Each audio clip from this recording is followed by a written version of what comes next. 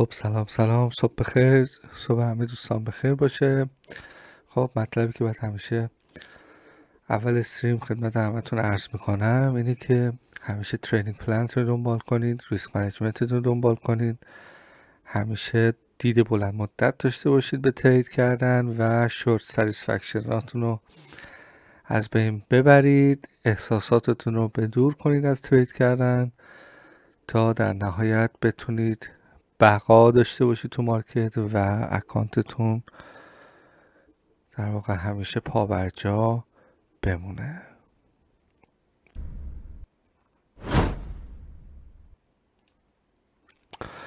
خب امروز خب همونطور که میبینید دیروز براتون توضیح دادم که در واقع چه اتفاقی احتمال داره تو مارکت بیفته. اونم این بودش که وقتی که قیمت ریخ پایین برگشت بالا، دیروز بهتون گفتم که باید صبر کنید قیمت برگردی بیاد به یکی از این دوتا لول ها، شروع کنید در واقع اینجا رزیستنس ساختن تا برگردی بیاد پایین.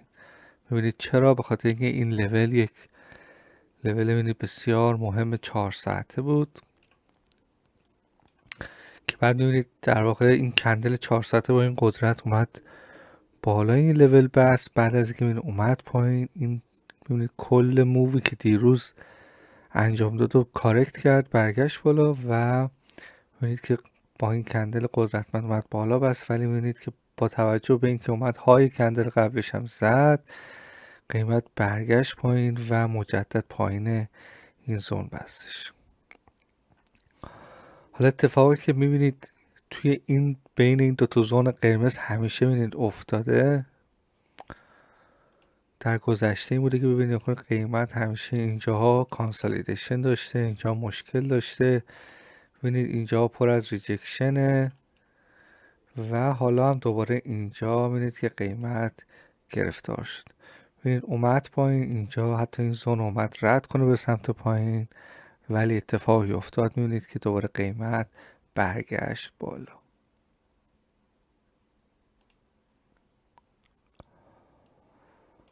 ببینید الان کندل 4 ساعته جدید، ببینید وقتی که اینجا بسته شد ببینید به چه قدرتی اومد پایین، اینجا رو دوباره ریتست کرد توی NYSE و الان در حال بالا رفتن. من قبل از که لایو استریم شروع بشه در واقع اینجا بودش که سل زدم، اینجا صبر کردم میگم چون هنوز بایس من در واقع سل هستش، شورت هستش تو مارکت. حالا جلوتر براتون باز توضیح میدم اون تحلیلی که در واقع توی اینستاگرام هم گذاشتم، دوباره براتون اینجا توضیح میدم که ببینید که چرا در واقع من هنوز بایسم سل هستش.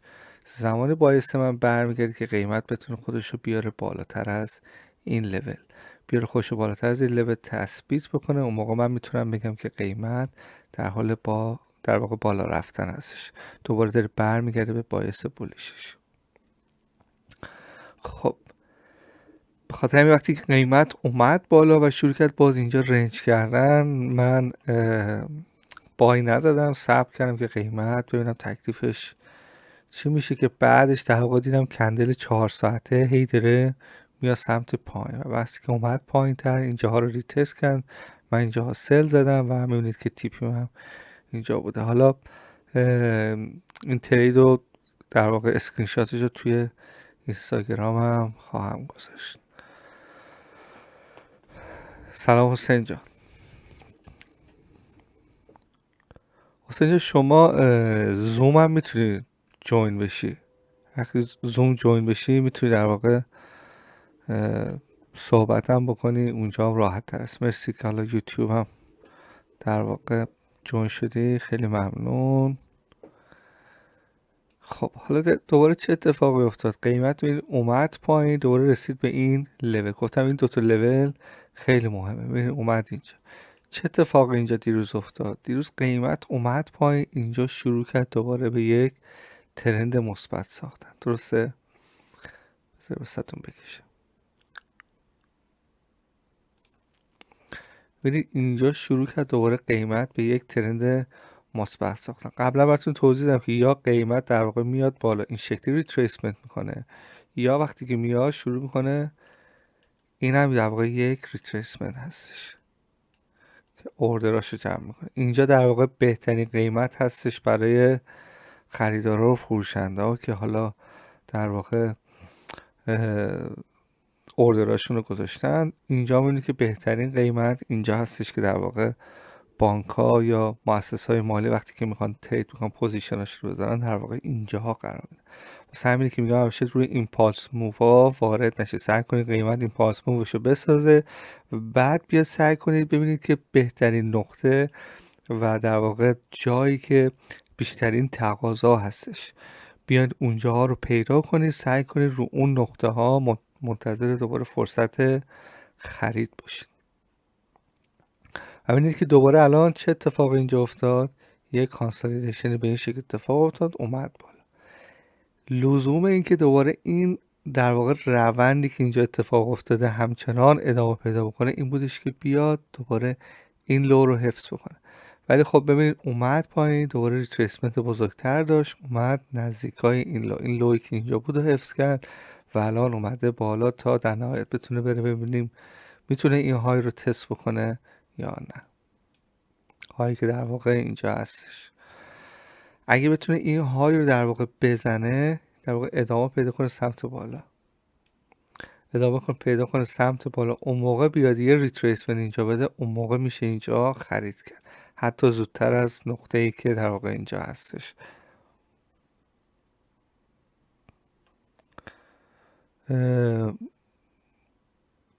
واسه اینجا توی گروه تلگرام هم فرستادم.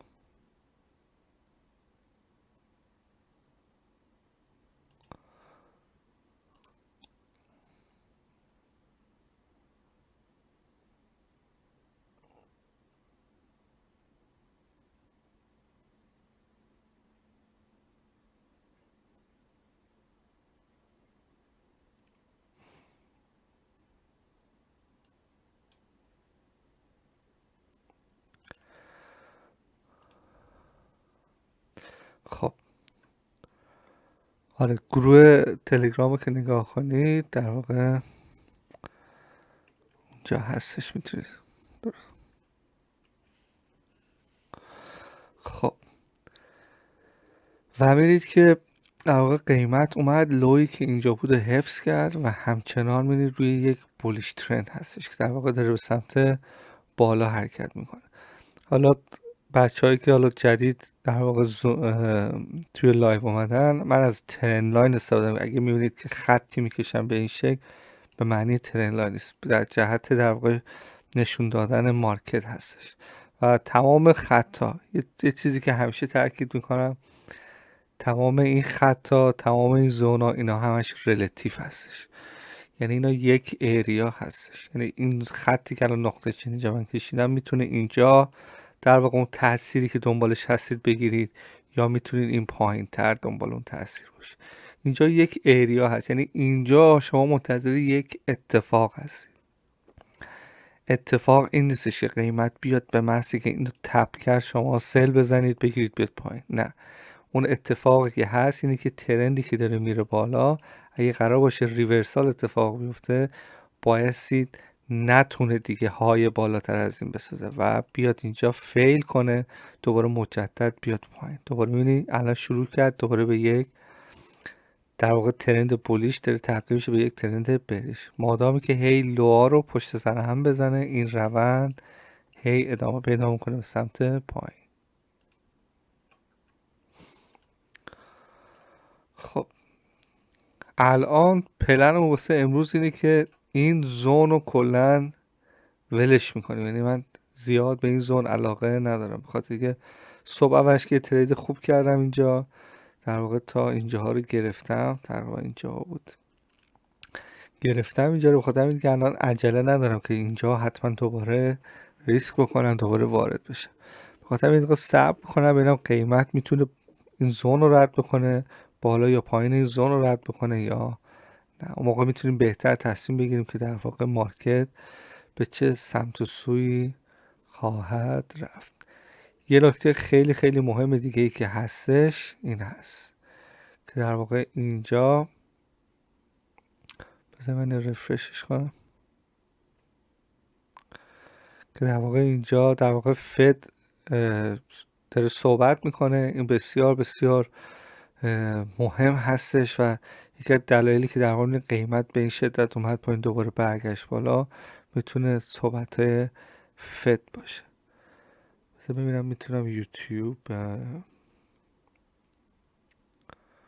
بیارمش.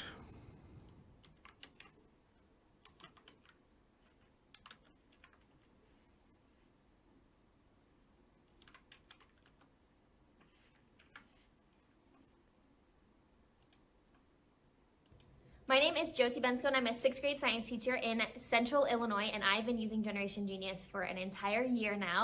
I'm obsessed, and so are my students. Being a middle school teacher, it's so hard to find educational videos that are not cheesy, but are entertaining to my middle. You've shown the leadership to do so. We will be watching closely. ببینید الان فد در حال صحبت کردن هستش و Congratulations on your renomination. As I have said, I intend to vote in favor of extending صدا رو زیاد کنم. Powell's renomination because he has a record of acting thoughtfully and constructively, especially in some very difficult circumstances. First, he did implement a number of modest در واقع sensible این reforms that reduced میتینگ regulatory الان burdens, بسیار including on بسیار small مهم banks that هستش helped to encourage و در واقع این economic میتونه در واقع growth. تاثیر بذاره روی Second, مارکت الان. when the pandemic hit nearly 2 years ago and governments worldwide began to shut down their economies, credit markets seized up and the economy teetered on the brink of collapse. But with Congress's help, Chairman Powell acted swiftly and همینطوری که appropriately اینا to صحبت stabilize the میکنن ما financial مارکت markets رو نگاه and کنیم من the گوش میدم. economy. And to his بذارم critics, he شما هم claimed that صداشو the میشنوید یا regulatory نه؟ reforms صدای that he در واقع spearheaded would hasten the collapse of the banking system. We now know that's clearly empirically false. After the pandemic caused the economy to nearly collapse, our country emerged with the most well-capitalized banks in history. It was and still is abundantly clear that those regulatory reforms did not come at the expense of financial stability. Of course, none of the Fed's pandemic actions came without a cost. This negative real interest rate environment continues to distort markets, risk asset bubbles, and punish savers. من بچه دارم And the گوش Fed has میدم. نمیدونم شما dramatically expanded its میشنوید balance بچه تو sheet with یوتیوب شما trillions of صدای dollars in government bonds, effectively پاول رو monetizing a lot of میشنوید debt این آقا رو and میشنوید آقای تومیل facilitating صحبت profligate میکنه. government spending. For the past 18 months, I cautioned that the Fed was fighting the last war, a mystery pathogen that led governments ببینید to اینی collectively که shut الان down the جهت global میده به economy when in مارکت. fact ببینید a new مارکت الان enemy had ببین دوباره arrived, اومده and that توی was inflation. این I'm زونی که relieved the اینجا Fed has هست. acknowledged قبلا inflation در is واقع running well above and longer than its کانسالیدیشن کرده. initial کانسالیدیشن یعنی چی؟ projections. یعنی میاد In اوردر جمع response, the کنه، Fed یعنی has میاد accelerated the termination of جهت its میگه. bond buying program, and FOMC participants appear to be accelerating the process to normalize interest rates. These are welcome developments. But I do remain concerned with the Fed's actions going forward. First, I worry that the Fed's extraordinary response to the crisis could become the new normal for monetary policy. We're more than a year into a record economic expansion, with unemployment at near all-time lows, and yet the Fed is still today buying government and agency securities. Having continued QE throughout the recovery was, in my view, a mistake. It's contributed to asset bubbles, distorted markets, and a suboptimal allocation of capital, credit, and resources, all of which ultimately lead to lower economic growth. Second, I worry that the Fed's new monetary policy framework has contributed to the Fed being behind the curve, as we're seeing inflation running at a 39-year high. Under this new framework, the Fed intentionally tolerates above-target inflation for an indeterminate period of time. Under the old approach, the Fed may have acted by state first past یعنی همه دستاشو روی بایوسل منتظرن که ببینن که سیاست فد که قرار اینترست ریت رو زیاد بکنه و تیپرینگش رو سرعت ببخشه ادامه پیدا میکنه یا نه. Regional banks have hosted multiple symposia on these issues that consistently embrace and advance a particular liberal political agenda. And the Fed itself joined the network of central banks and supervisors for greening the financial system. The network's stated aim is to use financial regulation to, and I quote, mobilize mainstream finance to support the transition toward a sustainable economy, end quote. In other words, to direct credit away from the fossil fuel sector. The troubling politicization of the Fed puts its independence and effectiveness at risk. The Fed has been granted operational independence to protect monetary policy from short-sighted political interests, and in turn, the Fed has operated largely apolitically to great effect. There's a kind of bargain here. The Fed is given independence on the assumption it will only engage in areas in which it has a mandate. That makes sense. But if the Fed is going to stray from its mandate and become a political actor advocating a certain set of social policy, then there's no way it's going to maintain its independence from the political branches of government that are actually responsible for those topics. The Fed does not have a mandate to advance politically charged causes that are irrelevant to its mandate, like global warming or advancing so-called racial justice. 796, And to make all right matters here. worse, when I've sought to understand these developments at the regional banks, I've been met with unacceptable noncompliance with reasonable requests. So let me be clear, if this politicization continues unchecked, it will not end well for the Fed or Yep, for that could be. independently driven monetary policy. As the Fed's leader, I hope you take this seriously and rein it in to protect the Fed's legitimacy and independence. I don't know you Now, speak I've Farsi observed that the or Fed has had not, the good but sense to adjust its I'll behavior as the facts I'll and explain it in circumstances English and regarding Farsi as inflation well. have come in differently than were The thing is, we expected. all need to Unfortunately, we've seen no wait such right now humility or recognition of that these reality people from the make Biden decisions administration or and our testify Democratic what they're going to colleagues. do. They appear set on And after making the that, inflationary when problem market worse, absorbs all further these causing news and declines in everything they're real talking wages, about, now with we more can reckless get a spending that sentiment. gooses demand and regulatory and protectionist یه چیزی policies که that الان limit بایستی supply هممون and صبر in بکنیم combination اینه که ultimately اجازه push بدیم prices اینا for basic صحبتشون goods تموم higher. بشه The crisis we face now is inflation, و complicated by وقتی که policymakers صحبت های who اینا unwisely تموم شد behave اون as if it's موقع still اجازه March بدیم مارکت 2020. این اخبار و The اینا رو Fed همه رو cannot correct جذب for کنه policy وقتی failures, همه اینا رو جذب like school کرد اون موقع closures and مارکت جهت government-induced پیدا کنه اون business موقع ما shutdowns or میتونیم misguided سنتیمنت بگیریم expansions of the اون موقع welfare میتونیم state, باعث nor بگیریم should it که try. مارکت در واقع Chairman Powell, the کدوم role of the سمت Fed حرکت chairman is crucial for این our صدای shared این زیاد economic نیست واسه شما prosperity. بچه ها I was encouraged to see your renomination, and I hope that you will do everything in your power to ensure that the Fed operates within its limited mandate to effectively support the American economy. Thank you, Senator Toomey. Chair Powell, please rise. Raise your right hand, please. Do you swear or affirm that the testimony you're about to give is the truth, the whole truth, and nothing but the truth, so help you God? Do you agree or to appear and testify before any duly امروز خیلی constituted مهمه committee of the بچه United ها States Senate? Thank you. Please be seated. اتفاقا خیلی مهمه علی رضا بذاریم ببینیم که دقیقا چی ببین Chair Powell, we welcome you to the committee. If you'd الان like to introduce family or ببین friends, بذار یه feel چیز free. بهتون میگم الان Please میبینی begin اینجا رو your که اومده testimony. بالا Thank you. دوباره اومده پایین الان یه سری خریدارا اینجا خرید کردن یه سری فروشنده ها اینجا شورت کردن الان اکثر مارکت موندن این وسط میبینی هی ویکا رو ببینید این یعنی مارکت الان جهتش معلوم نیست این یعنی که الان منتظرن ببینن که ببینن مشکلش بذار من بچه ها رو Chairman درست Brown, کنم Ranking Member Toomey, and other members of the committee, thank you for the opportunity to appear before you today.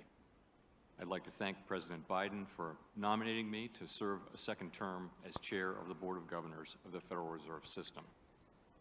I would also like to thank my colleagues throughout the Federal Reserve System for their dedication, perseverance, and tireless work on behalf of the American people. Their ببین commitment and سیاست expertise کلیشون were که essential to مشخصه the یعنی Fed's فد response سیاست to the کلیش که COVID-19 مشخصه crisis and میخوان remain چی vital کار to the بکنن implementation of monetary policy as ولی our economy continues to progress. بچه ها چرا نمیتونن وارد شن Particular thanks go to my wife, Alyssa Leonard, and our 3 children, Susie, Lucy, and Sam. Their love and support make possible everything I do. My 5 siblings are all watching, or will later claim to have watched. And we are thinking of each other and of our parents today with love and gratitude. 4 years ago, when I sat before this committee, few could have predicted the great challenges that would soon become ours to meet. On the eve of the pandemic, the U.S. economy was enjoying its 11th year of expansion, the longest on record. Unemployment was at 50-year lows, and the economic benefits were reaching those most on the margins. No obvious financial or economic imbalances threatened the ongoing expansion. But this attractive picture turned virtually overnight as the virus swept across the globe. ببینید مأموریت اصلی The initial فدرال contraction هم was the فدرال بانک fastest همیشه and اینه deepest که on record, but the pain ارزش has been much دلار worse. که در The واقع pandemic arrived, اهرم our immediate اصلی challenge was to قدرت stave off آمریکاست و همیشه full-scale حفظ بکنه depression, which would بخاطر require همین که swift کلی and از strong جنگایی که policy این actions from اتفاق افتاد across فقط به government. خاطر این بوده که اونا سعی کردن که Congress دلار رو provided از by بین far the ببرن یعنی fastest دلار رو and ضعیف largest بکنن response to any دلار post-war economic قدرتمندترین downturn. ابزار آمریکا هستش At the که الان این تمام دنیا دلار استفاده میکنن. برای همینه که آمریکا بیشتر asset-هایی که داشته مثل طلا رو همه رو رد کرده رفته و بیشتر الان روی دلارش تمرکز کرده. فد در واقع توی پندمیک اومد در واقع ساپورت کرد مارکت رو. درسته، ولی سنتیمنت کلی، یعنی این آقا که داره صحبت میکنه میتونه بگه که آقا من الان به این نتیجه رسیدم که تیپرینگ رو بسی دوباره کمش بکنم. اون موقع دوباره مارکت دوباره هایپ میشه میره بالا، دوباره میتونه بیاد نزدیکای آل تایم های. ما اینجا تریدی که میکنیم علی رضا، بحث ما فقط همون روزانه من خودم یه پلنم اینه که حداقل 20 پوینت به بالا بگیرم، 20 پوینت 50 پوینت، ایدئالم 100 پوینتی که هر روز بتونم بگیرم. برای ما که دی تریدر هستیم، اینترادی ترید میکنیم، برای ما خیلی مهمه که امروز اینا میخواد چی کار بکنن. واسه همینه که ما هر روز سعی میکنیم که اخباری که اینا دارن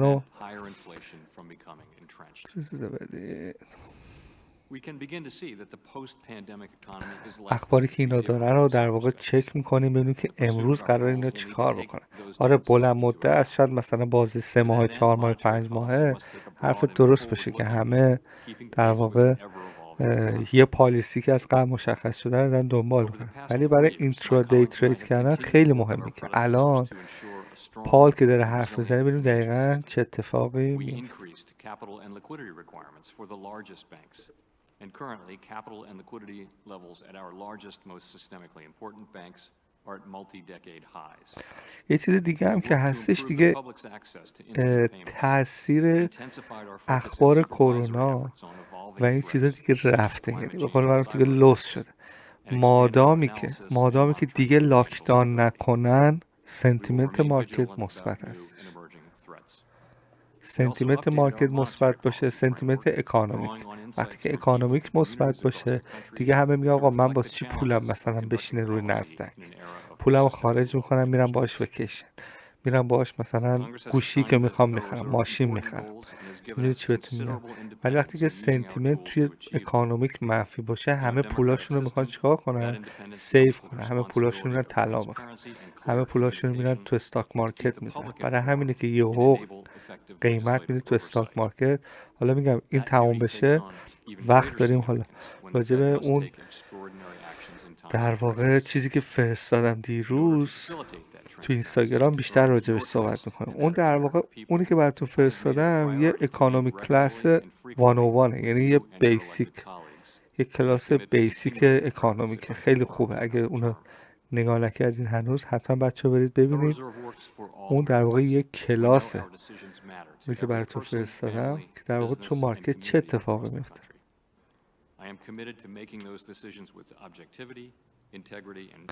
آره دیلی ما زیاد رو دیلی کار نداریم. ما دیلی مثلا نگاه میکنیم ببین الان در واقع دیلی رو ببین، دیلی دیروز اومد پایین یه همچی ویکی ساخت برگشت بالا. اگه یه ذره اینو سنتیمنتش منفی باشه خب این تا اینجا میتونه دوباره برگرده بیاد بالا. من همینقدر برام کافیه. الان ما مثلا توی این ناحیه کلی ترید کردیم، دیروز ترید کردیم، امروز ترید کردیم. برای ما همینقدر کافیه. ما سرمایه گذاره بلند مدت نیستیم که مثلا بگیم اینجا اینا یه صحبتی کردن مثلا ما اینجا وارد شیم که اینجا خارج شیم. هدف ما اینترادی هست نهایتا بتونیم 50 پوینت 100 پوینت هر روز بگیریم In November, you indicated that the rise of the Omicron variant, 586,000 new cases daily over the last week, that the rise of the Omicron variant posed significant risks to employment and economic activity.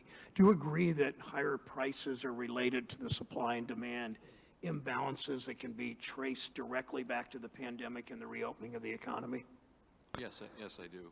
من اینجا این آقا الان داره پال رو در واقع سوال جواب میکنه در مورد اینفلیشن، که این اینفلیشنی که اتفاق افتاده با توجه به اون کیسایی که میگه بوده و اتفاق افتاده شما سوپلای دیمندتون رو چطور نگه داشتید؟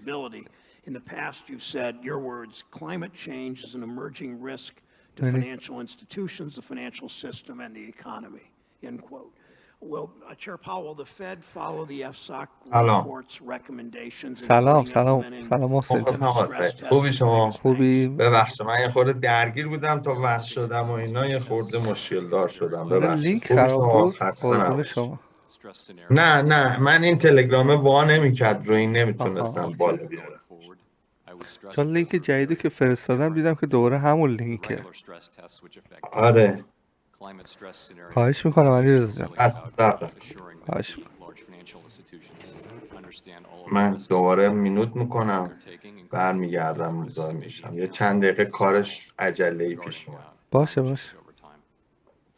Will you make this a top priority if confirmed to another term? Yes, it will be. I would say within supervision, as I mentioned, that is likely to be a very ببین important priority over the coming این years. آقا پال که سوال میکنه The کندلا position بهریش of میشه. Vice Chair of Supervision, but also yours. پال که حرف میزنه بودش میشه.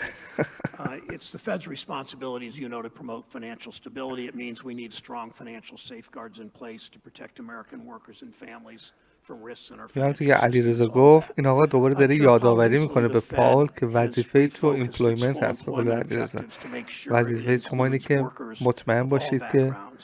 Do you که agree that when همه all کار workers, دارن including جاب women, دارن سر including black شغلاشون and brown هستن workers, are اکانومیک able to fully فلوئنت participate in the در workforce, جریانه. that our economy grows? And do you think it's important for the Fed to understand and proactively address racial and gender disparities in wealth and income and employment in our country? So what we saw at the end of the longest in our history expansion was that as the labor market tightened, the benefits began to go more broadly to those at the lower end of the income spectrum and to groups that have been more marginalized from an economic standpoint. And that was seen, I think, very broadly as a highly desirable set of outcomes. So our tools do not generally have direct distributional effects, but I do think that we see now the great benefits that a strong labor market can bring to, right across the whole population and for the whole economy. But you are suggesting from your answer that only when there is strong demand for labor do people who are more on the margins of society, people of color, women, people who have not done as well, only then will they benefit? Does the Fed have responsibility beyond that? Well, of course, we have responsibilities in bank supervision and community affairs می‌بینید and مارکت fair چطور lending and رنج things like میکنه. that. But just focusing on monetary policy, our principal tool is interest rates and خیلی they ریز داره expand میاد over پایین. time. And I do think the main thing that we can do is to make sure that, consistent with the inflation side of our mandate, that we do foster a strong employment market. Is part of that a more diverse workforce at the Fed? But as you know, we work very hard to achieve diversity, and as all major American institutions, public and private, do these days, we certainly do. And we think that having a diverse workforce it makes us better at doing our jobs, and so خیلی جالب بود که it's an امروز important لایو focus استریم and ما high priority. خوردش به این در واقع تستیمونی. خیلی Thank خوب you, بود Mr. که واقعا Chairman. Chairman Powell, که we ببینیم all همه با noted with هم great چه interest اتفاقی the میفته. shift in the Fed's focus, the acceleration of the tapering, and the indication that FOMC members expect now a series of interest rate increases this year. I'm trying to understand where this leads to, and I wonder if you could comment on the fact that if we had 3 or even 4 25 basis point increases in overnight rates, we would still, in my view, have a very accommodative stance with negative real short-term rates. Is it your view that it's realistic to bring inflation back to the target level if short-term interest rates are negative, real rates? So the way I would look at it is this. What we have now is a mismatch between demand and supply. We have very strong demand in areas where supply is constrained, particularly around goods, particularly around things like cars. So how are those two things going to get ببین integrated چقدر better صحبت into این a آقا market? مهمه که این Part of همه your answers to these خبرگزاری ها show the لایو demand دارن that نشون we یعنی think جلسه part of رسمی what we'll go دولت through یک is a کشور return رو of greater تو supply. یوتیوب So دارن I نشون don't میدن. think we look to get all of چقدر ببین این تصمیمات این فرد، تصمیمات این در واقع فدرال بانک چقدر تاثیر میتونه بذاره روی دنیا که الان همه دنیا دارن نگاه میکنن. خیلی جالب. I will say though, if we see inflation persisting at high levels longer than expected, then we will, if we have to raise interest rates more over time, we will. We will use our tools to get inflation back, and the main reason این is this. جمله که الان گفت دقیقا این چیزیه که خیلی منتظرش بودم که اگه لازم باشه من اینترست ریت رو بیشترم میکنم، تمام ابزارام استفاده میکنم. حالا ببین الان مارکت چی میشه. ببینید چقدر سریع تاثیر میذاره. High inflation is a severe threat to the achievement of maximum employment and to achieving a long expansion that could give us that. I think that's a very important point. Let me also just ask you, as I mentioned, I understood the need for quantitative easing, the extraordinary measures that we're taking during the crisis, but I worry that the Fed's decision to continue to use these policies well after the crisis had passed, and in fact we're in the midst of a strong recovery, increases the risk of normalizing behavior like bond buying. So I think it's your view that it's important that this not become normal routine part of Fed behavior. But could you clarify that? And if it is important that this not become a routine matter, how do we ensure that it doesn't? So I guess I would start by saying that the last two downturns there's been nothing normal about them. They've been two historically large downturns, one being the global financial crisis and one being the pandemic, and we were called to invent new tools and use all of our tools. If we had a regular way recession, a couple of quarters of negative growth, a typical recession, then the question would be, what do we need to do? این دقیقا همون در واقع چیزی که فد گفت. من تمام قدرتم استفاده میکنم، تمام ابزارم استفاده میکنم، اگه لازم بشه اینترست ریت رو بیشتر در واقع افزایش میدم. ببین همین باعث میشه که دوباره فشار رو داره زیاد میکنه که قیمت دوباره اینو بریزه پایین. The next tool in line, but I don't think we'd automatically use it unless it was necessary. I would certainly hope we wouldn't automatically use it. I would hope that there would be a very, very high threshold to get over, especially when you consider the ways in which it distorts the allocation of capital. As I mentioned in my opening remarks, one of the things I'm very concerned about is especially the regional banks having strayed from the Fed's statutory mission on monetary policy into inappropriate and overtly political advocacy.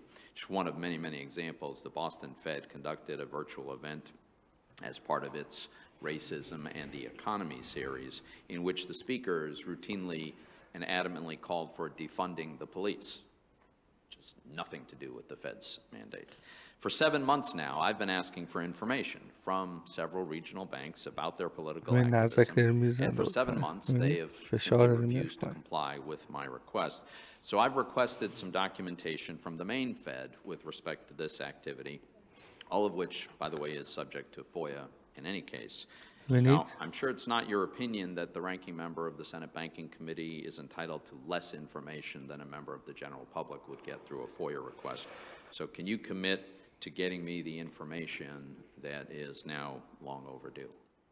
So I am aware that you have submitted a FOIA request and we're processing it now, and I don't know what's asked for. I don't know whether it's actually covered by FOIA, but to the extent that it is, you'll of course get it.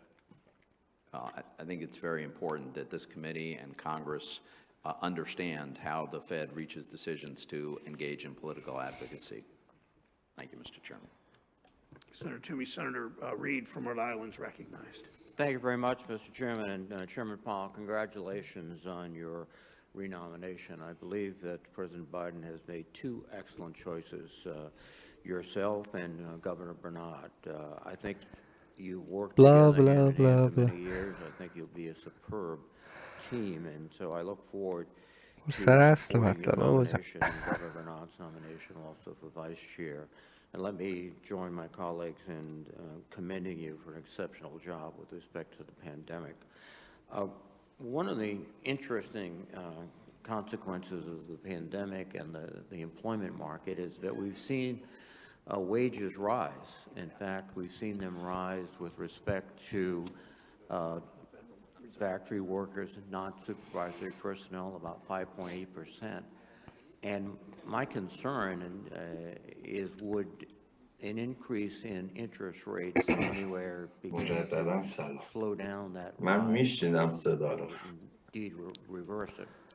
صدای صدا شما رو I think هست like کرد. everyone, آها we think wages moving up is generally a good تا thing. این شارژر مارجر رو جمع جور But کردم if you look back خورده through history, there are times when ما از امکانات دختر wages have دانشجومون moved up in استفاده a way that میکنیم. has خدا fostered حفظش میکنم.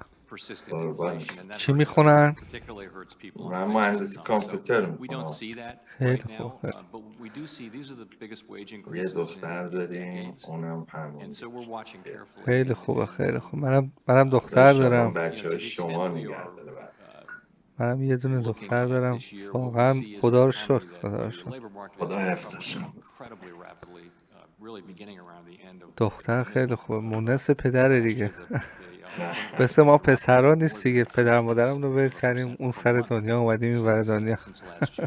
It's now انشالله below میای آقا 4%, سعید. انشالله میبینیش. which is pretty close to half انشالله. century low. این So برنامه that چطور part is- پیش می of رود؟ the آخه employment پلن market داشتم is پارسال doing بیام، very well. Meanwhile, inflation is running very دو well, سال very پیش far above our بله. target. که What that's کرونا telling us اومد is اصلا that دیگه the economy no کن longer فیکون needs کرد or همه جا رو. wants دیگه very کرونا دیگه داره highly عادی میشه accommodative دیگه برای policies همه. that we've had in place الان to ما deal اینجا، with من الان امروز وقت دارم برم بوستر رو بزنم. همه کسایی که اینجا بوستر زدن همشون دارن میگیرن. اصلا نمیدونم داستانش چیه. حالا نمیدونم بزنم یا نزنم. همشون دارن میگیرن.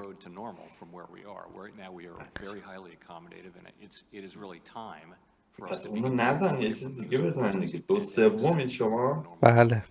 سلام تیش. همه اینه که Which, بوستر دارن it's میزنن ironic because در واقع دارن as you میگیرن pointed اینجا. out in your opening statement, when you took over, حالا من we had دخترم 11 دیروز از این straight ایرانی years زدن of براش. significant economic growth, از but دیروز that تا was حالا not انگار که translated into the بیحال و wages of most یه خورده هم working تب people, کرد. خب particularly طبیعیه این دیگه. مسکن entry-level منتاش and مثل که میگن تو 8 factory ساعت workers, اول et cetera. مسکن و And now we've seen a تبر اینا. situation من یه where چیزی that's داشتم reversed, میخوندم and I راجع would به hope that we could continue تبر that type که of, میگه آقا of تب progress. چیز خوبیه. I know you'll be زود sensitive تب و نباید to that خاموشش کرد. یعنی going یه forward. مقدار باید به تب اجازه One of the بدید که interesting بمونه things تو about بدن، the ولی نباید situation بذارید we از face یه now حد is that the بعدش Fed افزایش tools that پیدا probably بکنه most و effective مدت is زمانش نباید reducing طولانی باشه. overall demand. مثلا این But تب a چیز lot of what بدی we're facing نیستش. is supply problems.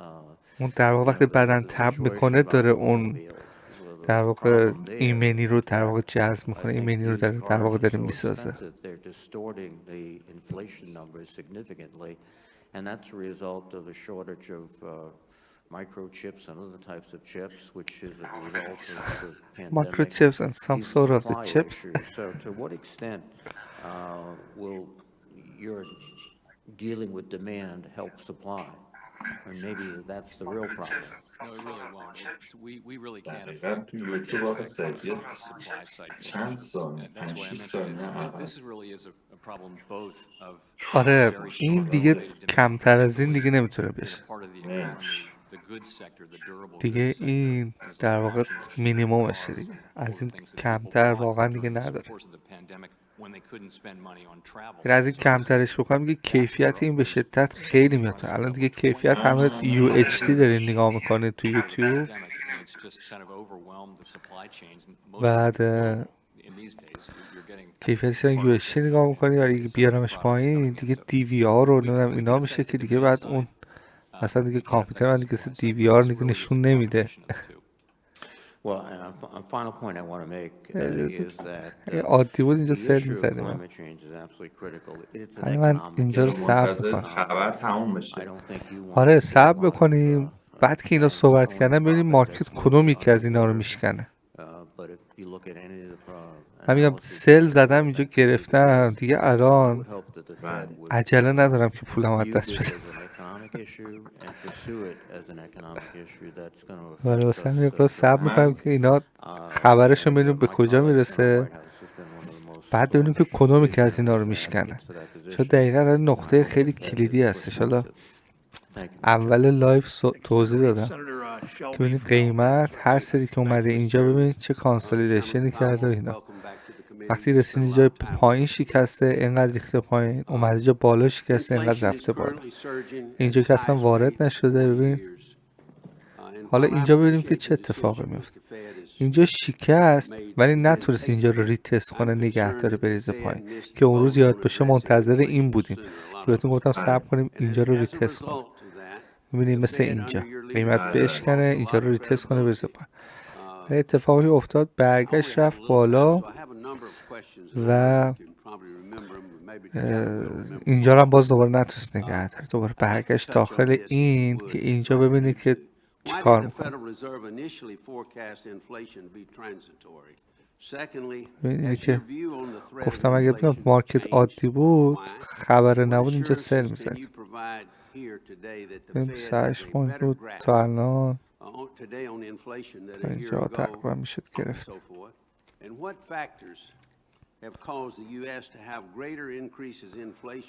ولی الان نمیشه، مثلا وقت خوبی برای ترید نیست. حالا ببینیم ولی تا اینجا میرسه. Yes, how important is price stability to the American people? And that's a lot of questions, but these are all relevant to your job. Thank you. Respecting your time, let me go right through these. First, let me say یه price stability is تشکرم half ویژه هم farm. ازت There's no بکنم basis استاد. in the من از law for دیروز تا preferring حالا maximum اصلا employment یه over جور price دیگه stability, شدم خدایی. or vice versa. They're دیدم equal. نسبت However, به بازار at خداییش. different times, یعنی one of them شاید is farther بگم away from its goal, دیروز and دیشب that's که the تا one 4 و that 5 is صبح all بیدار lower. موندم. I'd say هی now it's ترید inflation. کردم، البته So خود اوور ترید on کردم ولی inflation, why do we راندوانم say it's واقعا رفت transitory? بالا. We said that because we thought that these دستت همینه درد دیگه. نکنه. هی باید نگاه کنیم، ببین هی باید نگاه کنیم، با خودتون حرف بزنید، هی توضیح بدید که قیمت الان انقدر اومد این نگاه کار کردم کرد. من آقا سعید، انقدر نگاه کردم ولی گفتن و به قول معروف همون مدلی نشستن پای چارت خیلی قضیه فرق داره. منم که تو دورهای این سیمولیشن نبودم که هستن.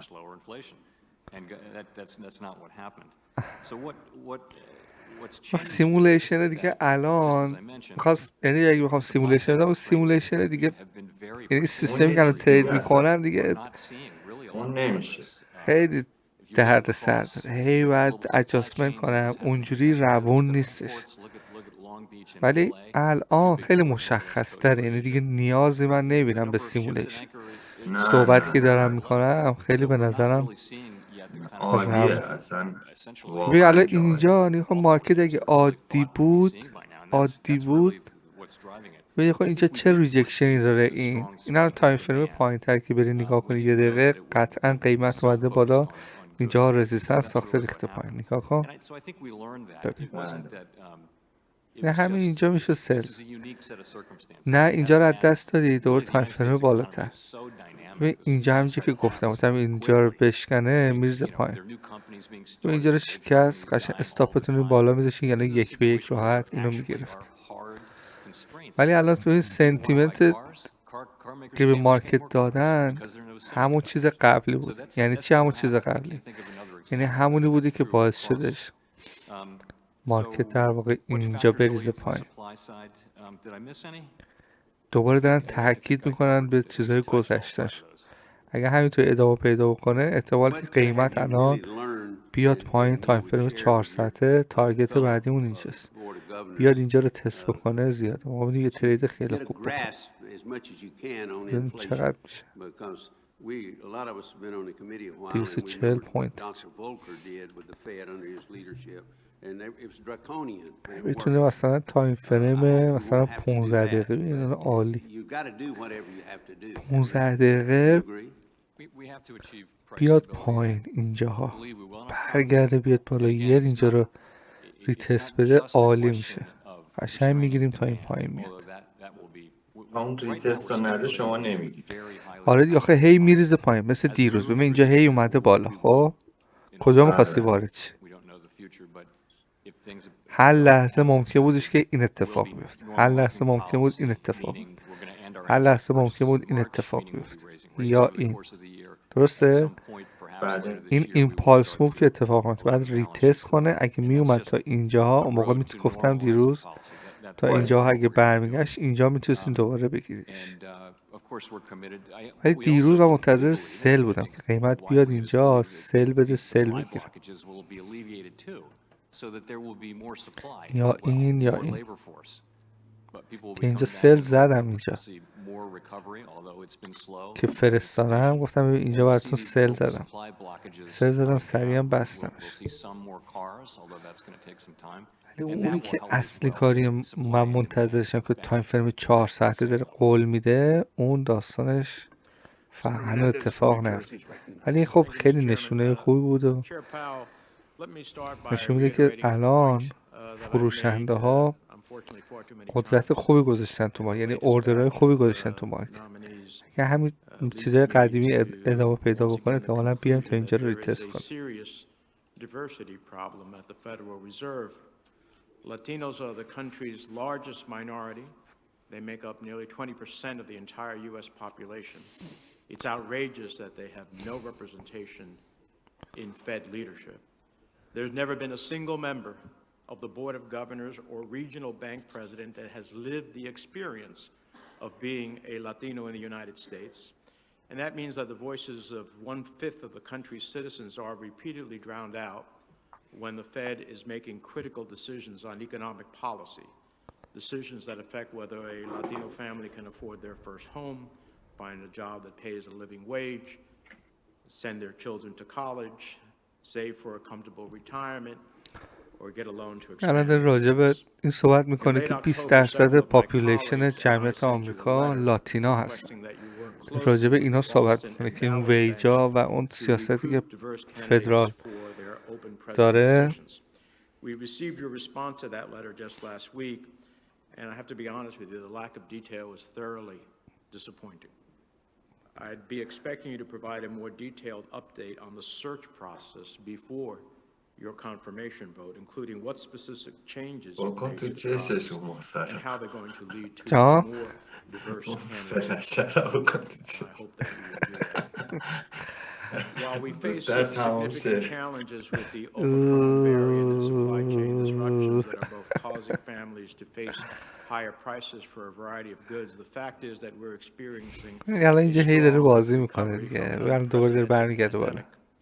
Thanks to the American Rescue Plan and other policies put in place by Congress and the Biden administration, we gained an average of 537,000 jobs per month since President Biden took office. So, Chairman Powell, if you're confirmed, how would you continue to balance the Fed's dual mandate to keep price increases manageable while not dampening the strong job and wage growth that we've seen over the past year? این الان سوال خوبی کرده ازش. By so many measures, labor demand relative to supply is at its highest level, really, that I can remember. The level of job openings is at an all-time high as a percentage of the labor force. The level of quits labor economists look at the level of quits as a real indicator of how strong the labor market is. من توی این یکی اسکرینم نزدیک بودم اگه اتفاق خاصی بیفته بهتون خبر میدم. چون اینجا اینو دیدم رو اونجا سریع بهتون خبر دادم. There's a significant supply problem which is associated with the pandemic and a range of other factors. آقا سعید من اون بالای فلش مو به آخر 5 دقیقه بالای نقطه چین آها اینجا بله همونجا همون موبه که اومده آخر وارد شده دوباره توش من اونجا یه سل گرفتم نه راست وارد شده موبی که اومده پایین آها اینجا بالاش بالای همون موبه اینجا آها آره اونجا وارد شدم درست بود به نظر شما ولی اون دومیه که زد دیگه شد و نداد بس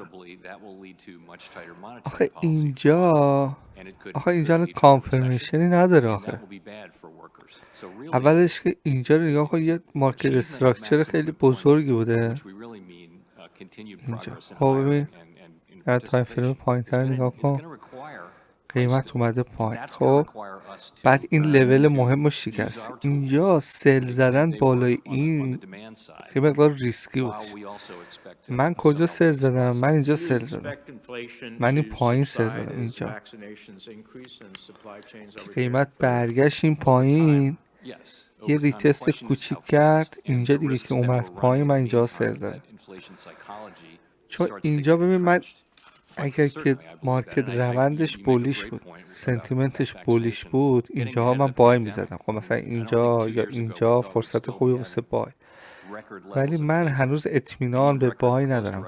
اگه که قیمت این اتفاق اینجا افتاد بود بالای این، من اینجا بای میزدم، ولی اینجا دیگه فرصت بای نیست واسه من. اینجا مخاطب صبر کردم که ببینم چه اتفاقی میفته و یه خط خیلی کوچیک این شکلی برای خودم کشیدم. این شکلی خودم بذار ببینم اینو میشکنه اینجوری شروع کنه ترند ساختن. اگه ترند ساخت اون موقع شاید در نظر بگیرم که بای بزنم، که بعدش میبینی ریخ پایین. همینو ببین ریخ پایین اومد دوباره که اینجا رو ریتستش کرد اومد پایین، اینجا من سلام زدم.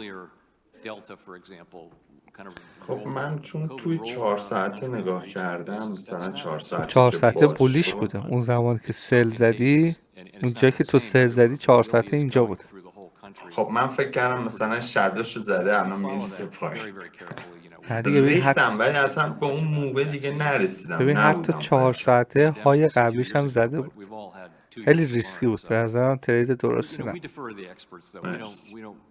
We don't substitute our judgment on medical issues for Really? the experts, but we talk Yeah, about all چیزی of هم them. اینجوریه. Following up with you on the diversity question. Thank you, Mr. Chairman. Senator Crapo is recognized from Idaho from his office, I believe. Yes, thank you, Mr. Chair. And Chair Powell, welcome back to the committee. When you last appeared before the committee, I also asked you about an expected Fed report on digital currencies. You indicated that delays in releasing the report were because the Fed wanted to ensure that their analysis was correct and complete, and that a release was expected in the coming weeks. However, that report still has not been released. Do you have an update you can share on the status of the report? And are there problems with sharing this report with Congress and the public, and what the Fed may be proposing with respect to possibly centralizing public digital currency? So the report really is ready to go, and I would expect we will drop it. I hate to say it again in coming weeks, but it really is in a situation where it's ready to go. The fall for us, given changes گروه یه خورده مثل این که شروع شده انشاءالله که ادامه دار بشه. we didn't get it نمیدونم چند تا دوستان هستن الان تو I will tell you it's ای کاش آقا سعید بیشتر چارت بفرستن بچه‌ها، اینجوری خیلی بهتره. آره دیگه این فرصت میگم الان گروه هست، خیلی دوستانه که تو این فرصت استفاده کنن، بچه‌ها هستن بسی استفاده کنه دیگه.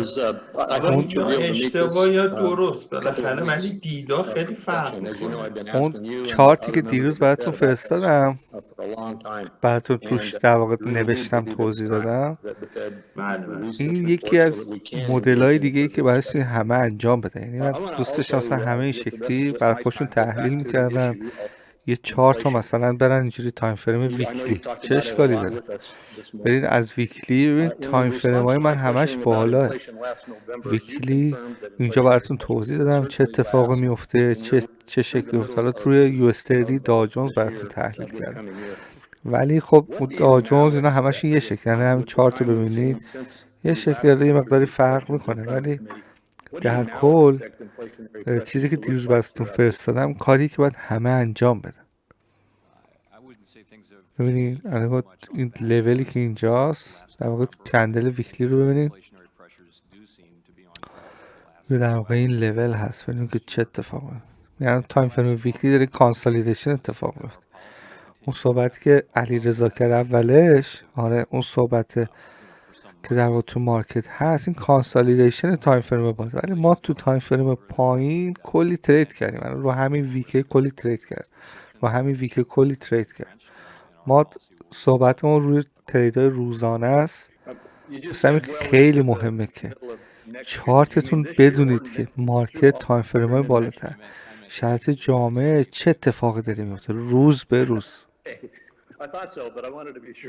واسه همینه که اینی که الان دارن صحبت میکنن روی کار ما خیلی تاثیر میده، ولی شاید رو کسی که مثلا چه میدونم اینجاها بای زده اون زیاد براش تاثیر نداره، بخاطر یه ممکنه قیمت تا اینجاها بیاد پایین، دوباره یه فرصت خریده واسش دوباره پوزیشنش اضافه میکنه. ولی برای ما که مثلا اینجا وارد شدیم استاپمون یه ذره بالاترشه، واسه ما خیلی مهمه که الان این داره راجبش چی صحبت. چارت باید بفرستین، تحلیل باید بفرستین.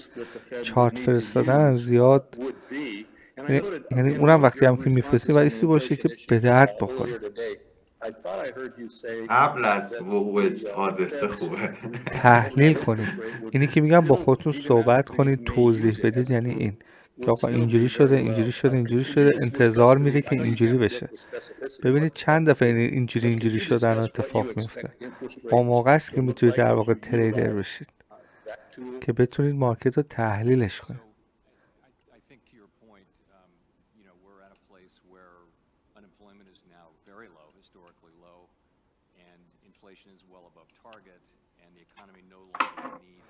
بیان داره راجع صحبت میکنه که unemployment خیلی کمه، اینفلیشن تحت کنترل، اکانومیک داره برمیگه، همه خبرهای خوبه. این خبرهای خوب که میده این داره هی قدرتش داره نشون میده. وقتی قدرتش هرچی بیشتر نشون بده این بیشتر میریزه. میگم اون چیزی که براتون فرستادم یک کلاس اکانومیک، یک کلاس وانووان. کلاس وانووان اینجا یه اصطلاحی که یعنی کلاس مبتدی، کلاس در واقع مقدماتی که در واقع براتون توضیح دادم که چرا. بذار این صحبت این تمام بشه اونم میارمش بالا، دوباره اونم یه کوتاه راجبش صحبت کنم.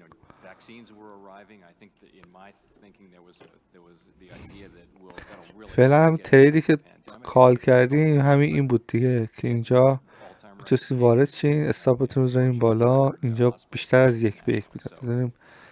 ریسک ریواردش چقدر بود؟ پایین این لو اگه وارد میشدی استاپتون هم اینجا بود. تا خود این لول استاپ در واقع ریسک ریواردتون 1.3 بودش، یعنی بالاتر از 1 به 1 بوده ریسک ریوارد.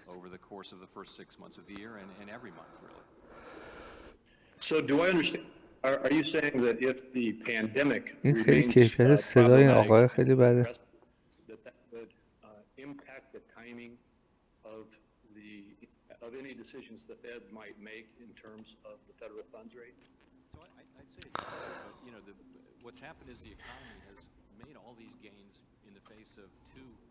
چون ببینید واسه نزدک 100 پوینت جابجایی بالا پایین شدن هیچی نیست. 100 پوینت هیچی نیست. الان از صبح 170 پوینت ریخت پایین، 170 پوینت برگشت بالا، 170 پوینت دوباره برگشت پایین، 150 پوینت برگشت پایین. واسه همین الان هول نشید داخل این رنجی که هستش بخواید حالا ترید بکنید. اجازه بدید این بیاد این بالا اینو رد بکنه یا بدید این پایین، ببینیم که اینجاها میتونید یه سل خوب بگیریم. سل چی بود؟ توپل موپل؟ شیطون بلا. یه سل شیطون بلا بگیریم.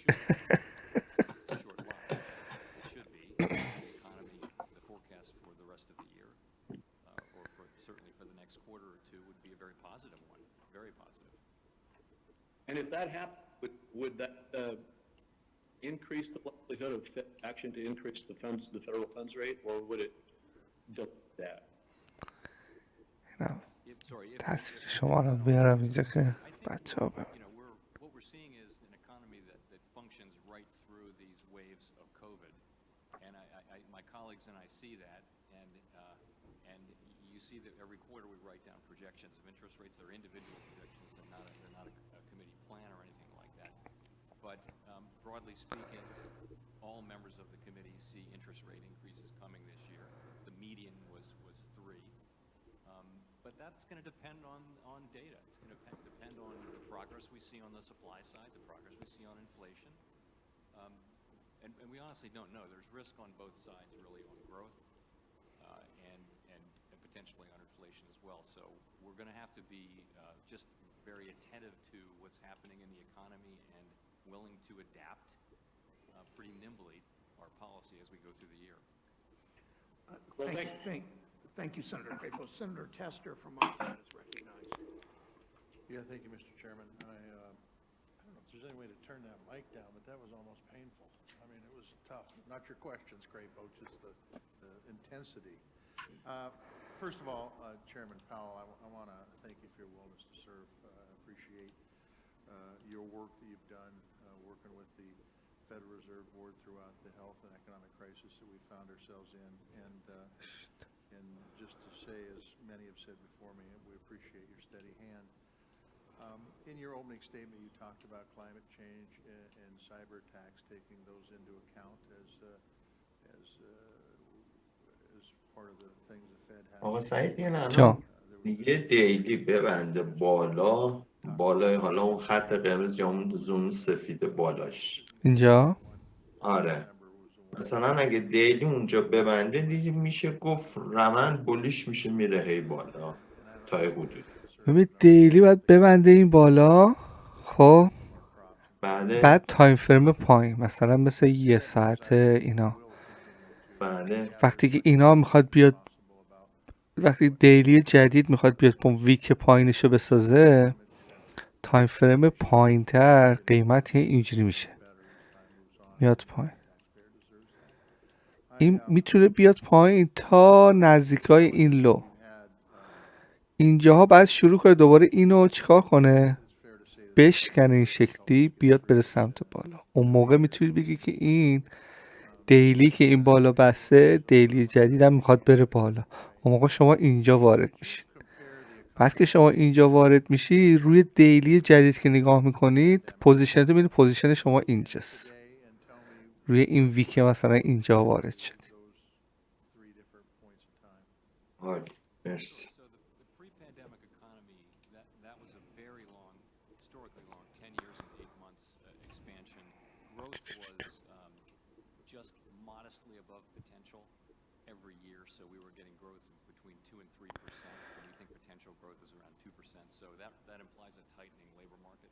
So we had this long, relatively uninterrupted period of growth, and what happened is unemployment kept coming down and participation kept coming down. این ناحیه خیلی ناحیه قویه. People around the edges of the labor market getting more wages. We saw companies going to prisons and recruiting people who weren't going to get out for a couple of years. I mean, it was a a great labor market. So that's pre-pandemic. So then the pandemic comes and it upends everything. So the question really is, how's it going to be different? And we're only beginning to see that because we're not out of the pandemic. We're a long way from out of the pandemic potentially. But so what are some of the things that we're seeing that are with us now?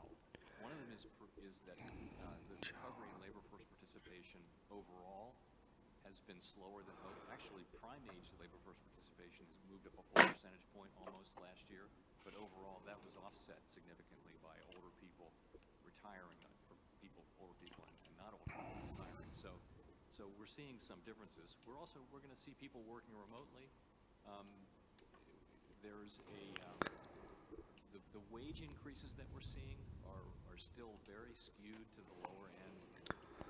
این دوباره الان 150 پوینت ریخت پایین، دوباره ببین 150 پوینت برگشت بالا. این ناحیه خیلی ناحیه خط هم کشیدم، اینم خیلی عدد مهمیه. من تا دقیق مشخصش کنم.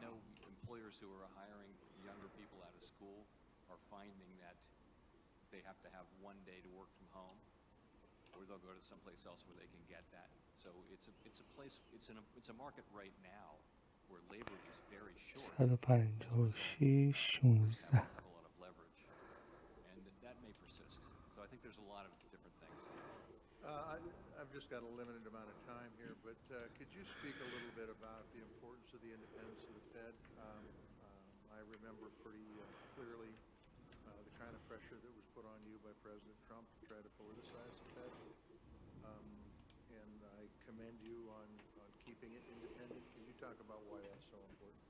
Sure. So it's essential that we We work for all Americans, and that's what we do, and it's essential that we do that without regard to political considerations like election cycles or particular political parties' views on issues that are outside our mandate. You know, we have to focus on the job Congress has given us, which is maximum employment and price stability, and also the payment system and financial stability and other things. But we've got to do that, and that is what we need to do to justify our continued independence, and we're committed to doing that.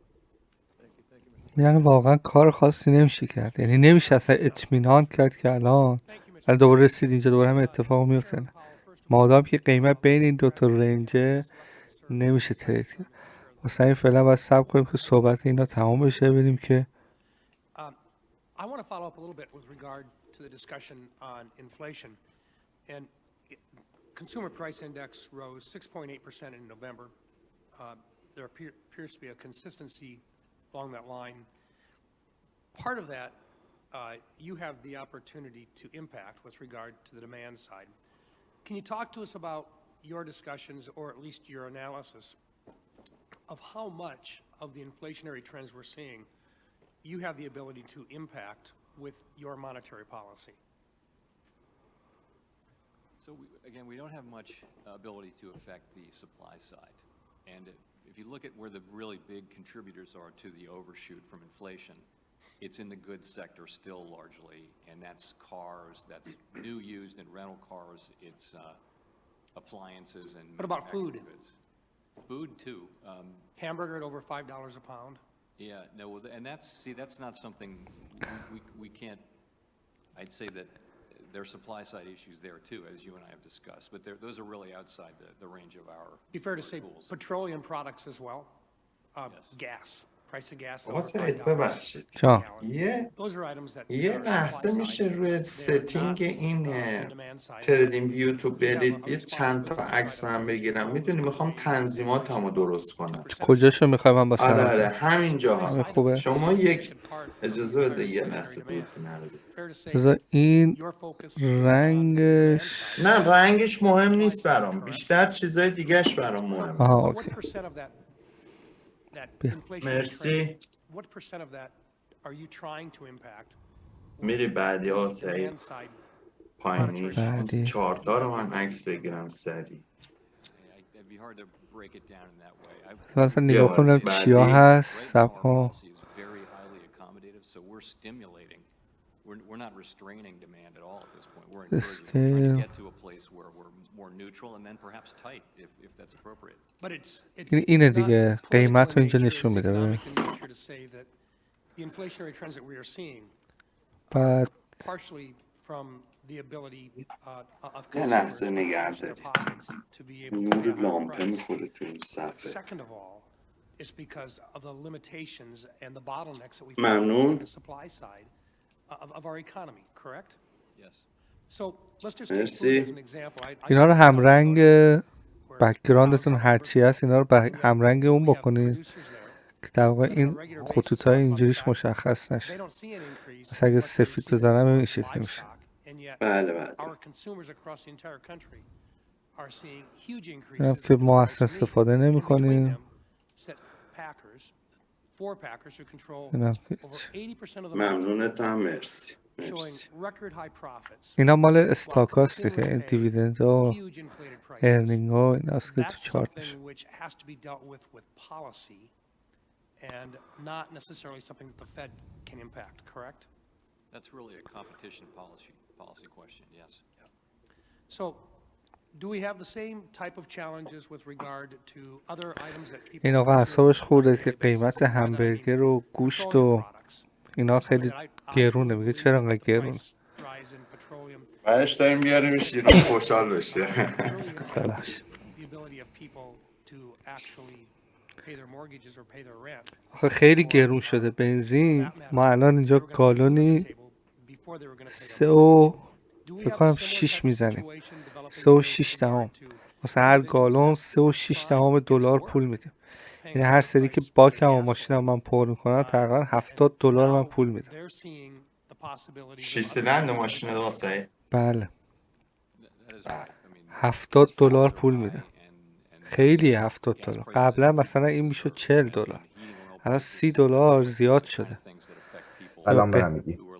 قیمت گوشت مثلا همینطور، اینی که داره میگه راست میگه. قیمت گوشت، مرغ، نمیدونم مواد غذایی. الان اینجا ماشینایی که یوزده قیمتش به شدت رفته بالا، یعنی اصلا ولی که پیدا نمی‌کنید. دوبارش هم که به شدت گرون شد. قطعات همینطور. ماشین نو که اصلا نیست. ماشینای نو همشون دیدی قبلش داشت راجع به چیپستا حرف می‌زد.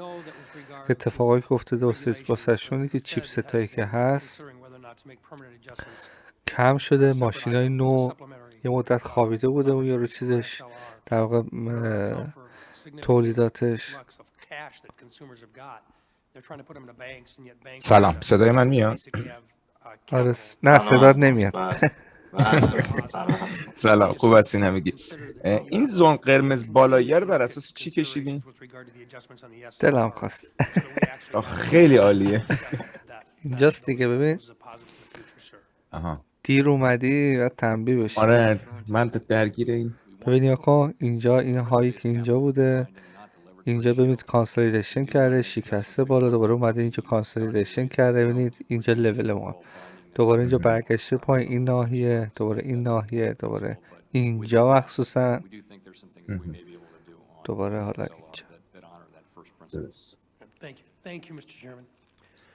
Senator Warner. اینو چقدر پیره. تو شرف در مورد قیمت بنزین و اینا صحبتی نکردن که برنامه‌ای دارن برای پایین آوردنش؟ چرا گفت اول که یه سری چیزا دست ما نیست، دوبارش هم که بحثی اون اینفلیشن اینا کلا وقتی که درست بشه همین هم درست میشه. ولی 3.6 شما میزنید خیلی خوب. من اینجا 3.80 3.60 دیگه سیاتل اینجوریه. اسمش بعد در رفته گرونه.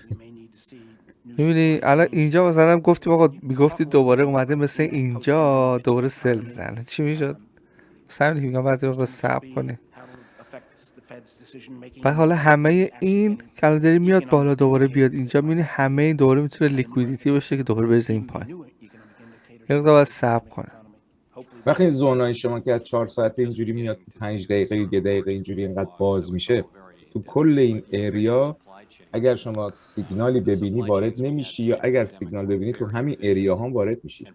اینجا جاییه که من منتظر یه اتفاقم. اتفاق یعنی چی؟ یعنی که قیمت اینجا ترند بسازه برام.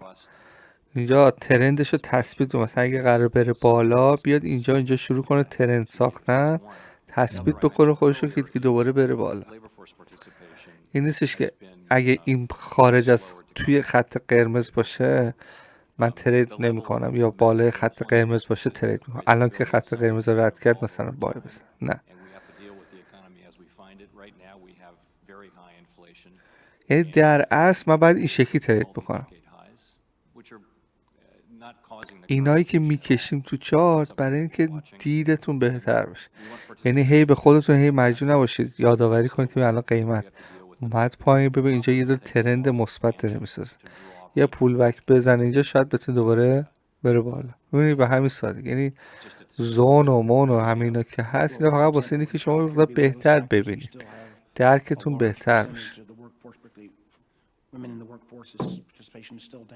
اون مارکت استراکچر رو بر اساس 4 ساعته کشیده بودی؟ آره 4 ساعت. 4 ساعته دیلی ویکلی همشون یه شکل. ببین یعنی دیلی، ببین های این دیلی هست. بعد نگاه کن دیلی رو ببین، دیلی رو ببین، اینجا رو ببین.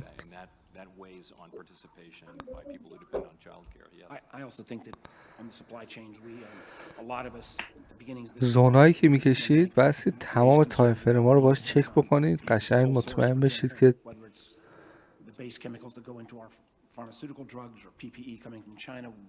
I think some of these changes are going to be permanent. We now at the Congress needs to act to make sure that we don't maintain that dependence, but something I think we're going to need to continue to revisit. I want to come to another topic that you and I have talked about a long time. Out of the pandemic, we saw a disproportionate effect on minority communities. We lost 440,000 black-owned businesses. A lot of the delivery mechanisms that we put in place on the Paycheck Protection Program, well-intentioned, but clearly minority-owned businesses didn't do as well. I'm a big believer, and I thank folks on both sides of the aisle. I want to particularly call out my friend Mike Crapo on this. We got a lot of money into the CDFIs and MDIs, but there still remains challenges for these organizations. For example, in light of after the murder of George Floyd, private sectors indicated they were going to put up about $200 billion to help deal with racial wealth gap issues. But we continue to hear that there are a number of entities that might want to, for example, invest in MDIs, minority-owned depository institutions, with no intent of changing control, but they can't make those investments because of potentially triggering that regulation on change of control. I think we're going to need some regulatory review here. I think as well. اگر بیاد پایین یه ریتست بده اینجا شاید بتونیم سل بای بزنیم. Discount window that would be geared الان towards هایو CDFIs زد. and MDIs modeled after the seasonal discount windows that already exist on a non-emergency basis. الان کندل 4 ساعته اومد پایین یه لیکویدیتی گرفت های کندل قبلیش هم زد بیاد پایین یه دوباره یه لیکویدیتی بگیره موقع میتونیم یه بای خوب بزنیم. کندل 15 یک ساعت دیگه مونده از 4 ساعت. یه ساعت و 45 دقیقه. واسه بیشتر من این آخرای 4 ساعته خوب حرکت میکنه. اون چی جوریه قضیهش؟ نمیدونم. مثلا بعضی وقتا تو اون 1.5 ساعت تا آخر 4 ساعت. آره منم دیدم ولی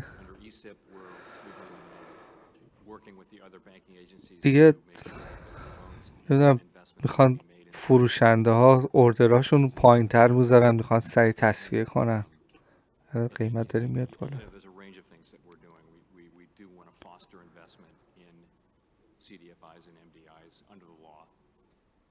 I would just ask that we can continue this offline, but for those entities and private capital that wants to come into these institutions with no intention دیروز که من صحبت کردم گفتم راجع به بروکره شما فرمودید باید کریپتو بزنم درسته؟ آره اونی که مال راجعه بس بزنید کریپتو. بعد این کریپتو رو من چجوری باید تبدیل کنم؟ باید کریپتو من بگیرم بذارم تو آره دیگه آره تبدیل کنم. کریپتو رو بسی حساب حالا نمیدونم ایران چجوریه ولی مثلا باید بری بیت کوین بخری شدم یا ارزهای دیگه حالا دقیق راجعش صحبت میکنیم مثلا راجع ارزهای دیگه میخری بعد اون حساب تو توی اون بروکر یه ولت داره اون ارز دیجیتالی که داری انتقال میدی به ولت تو اون بروکر کیف پول تو اون بروکر وقتی که انتقال انجام میدی اون موقع پول میشینه تو حسابت بالعکسش هم همینطور از بروکرت پولی که میخوای برداری به شکل ارز دیجیتال برمیداری میای میرزه تو حسابت حالا هر جوری که خریدی تو همجورم پس میگیری بعد اینا دوبار حالت دوبار میشه دیگه مثلا باید دوبار تبدیل بشه اینا همش آره دیگه سود و اینا هم دارن درسته کامیشن داره بله کارمزد داره یه مقدار یه پولی که واسه نتورک میره نتورک فی میره هزینه نتورک یه پولی هم هستش که اون بروکره برمیداره میگم ایران من نمیدونم با چه بروکری بچه ها این کار انجام میدن ولی راهش اینه که شما اول یه بروکر داری که باش ارز دیجیتال میخری از طریق اون پولتو انتقال میدی به بروکر اصلی داره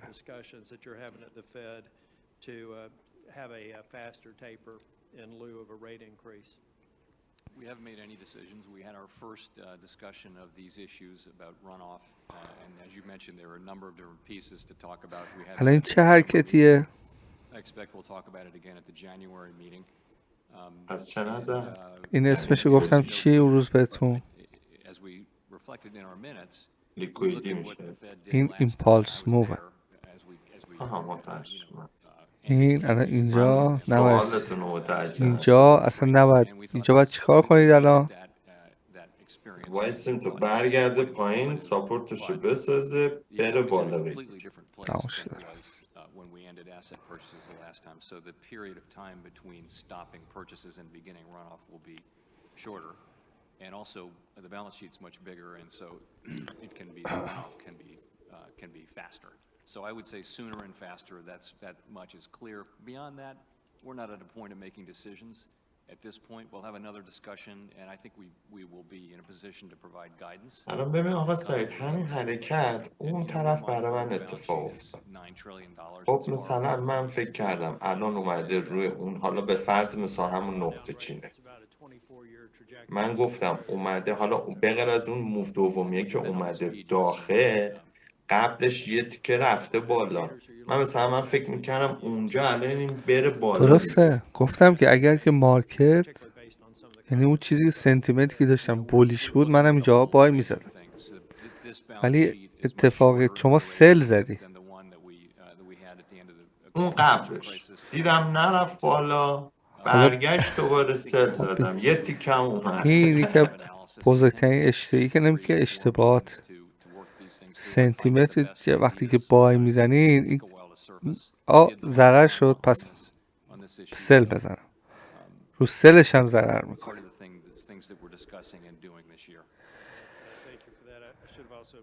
واسه همین بایستی صبر کنید. اینجا میگم قرار بودش، به نظر من هنوز مارکت بهریش بودش، خاطر من صبر کردم یه مقدار تکلیفش مشخص بشه. بعد من دیدم که آقا اصلا همین یا تو یه دقیقه هم اینجا داره یه همچین چیزی میسازه. گفتم که خیلی خب بذار پس اینو بشکنه و الان اینو اکستندش کنی، میبینی که اینجا در واقع اینجا به شما یه دقیقه کانفرمیشن داد. ولی همچنان اینا دارن صحبت میکنن. من نمیخوام ریسک کنم. من صبح ریسکمو کردم، ترید خوبم کردم، بخاطر همین الان خیلی با احتیاط بیشتری دارم ترید میکنم. حالا اگه یه ترید بکنم، بعد یه ترید بکنم استاپم تقریبا 10 پوینت بشه. بیشتر از 10 پوینت برای من گرونه، الان نمیصرف.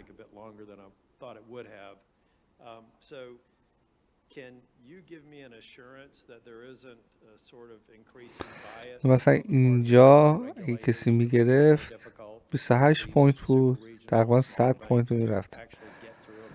ولی باید صبر کرد که زونای اصلی روی بیاد قیمت پایین، دوباره ببینید اینجا چه اتفاقی میفته.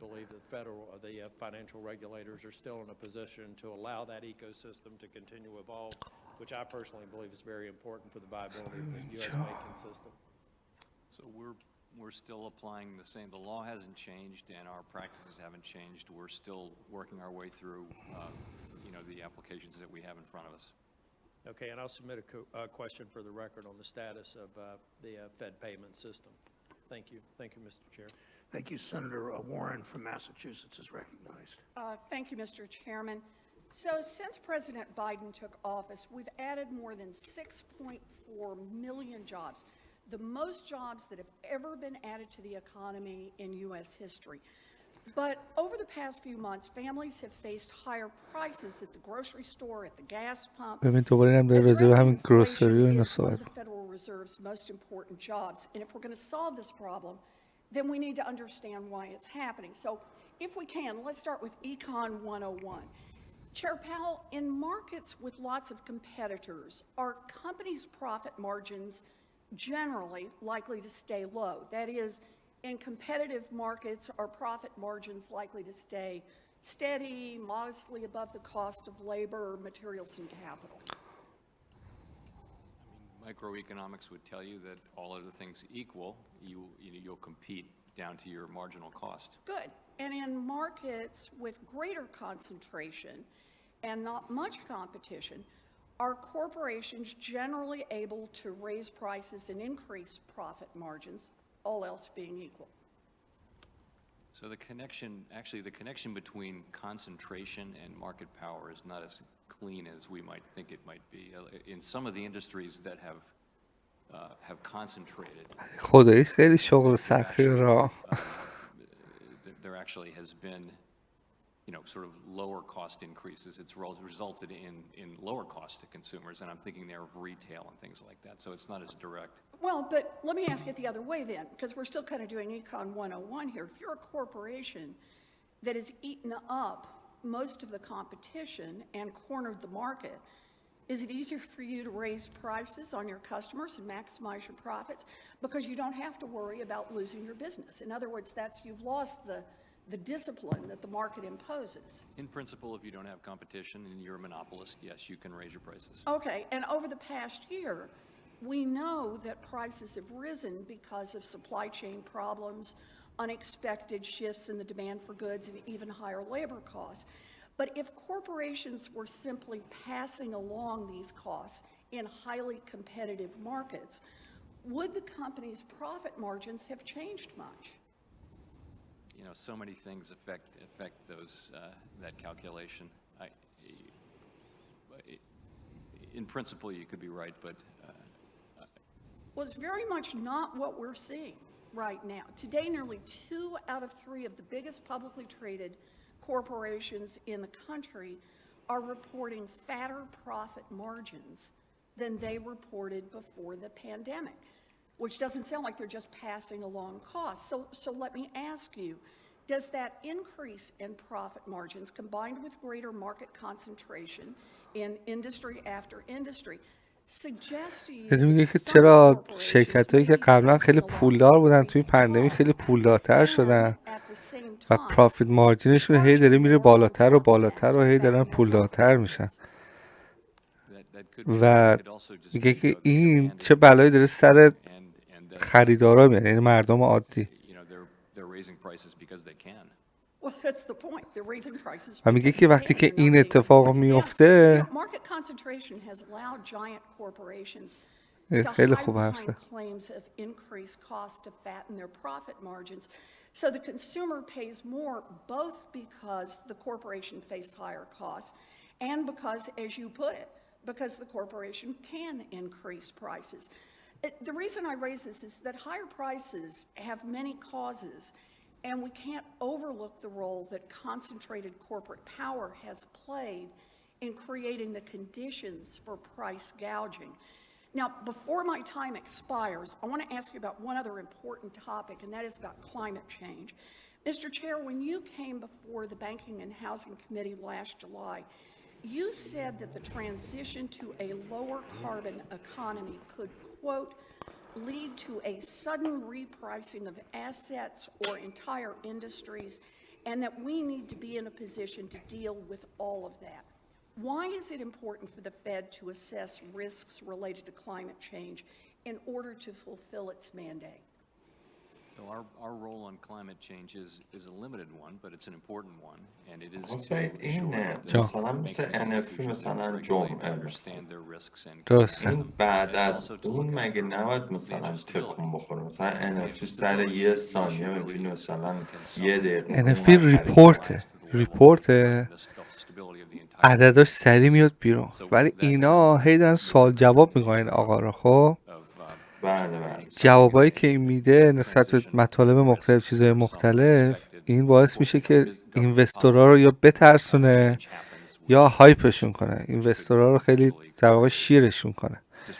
اینی که الان صحبت های این خیلی مهمه که سوالی که دارن راجع میکنن، راجع به اکانومیک میکنن، سیاست های این آقا رو میبینم، میخوام ببینم که میخواد چی کار بکنه. اینا داره تاثیر میذاره روی در واقع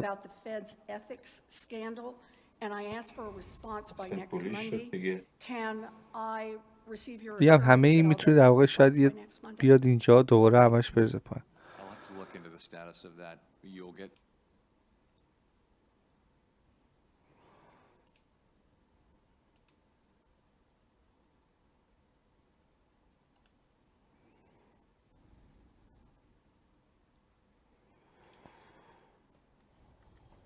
Mr. Chairman, congratulations. I think it's fair to say that you are, and once you're confirmed, will continue to be one of the most powerful people in the world. So I want to begin today. I have some questions, but first, الان کندل 30 دقیقه بسته شد. above all کندل else, 30 دقیقه رو ببین. above everything else on your plate. نه بیاد کندل 30 دقیقه بیاد اینجاها یه ویک بزنه خب بعد شروع کنه بیاد بالا این هایو بزنه موقع میتونید بای بزن بای خوب بزن یا اینکه بیاد پایین کندل 30 دقیقه بیاد این پایین میتونید دوباره ریسک بکنید مثلا تایم فریم پایین تر نقطه ورود بگیرید اینجاها بیاد بره تو بالا این احتمال داره مثلا چند تا کندل 5 دقیقه‌ای بشه واسه میتونه یه دونه باشه ببین همین الان نگاه کن دیگه این کندل رو ببین به این اومده بالا تو چند تا کندل 5 دقیقه اومده بالا ولی چیزی که مشخصه چیه اینجا فرصت خریده نه دیگه باید بریزش الان سیستمایی که خیلی ترید میکنن اینجا چیه اینجا رزیستنت بوده کندل 30 دقیقه اومده بالا رزیستنت بعد اینجا بای بزن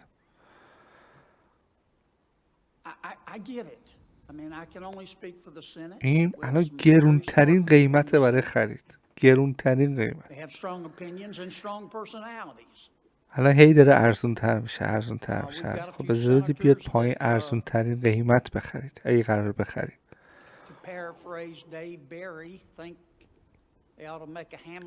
با چه اینجوری حرف میزنه شاعر انگار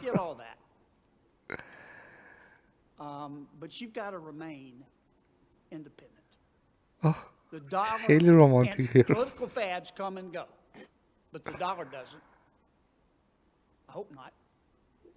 The dollar underpins the entire world. چه ترتمیزش چیکه Politicize it at your own risk.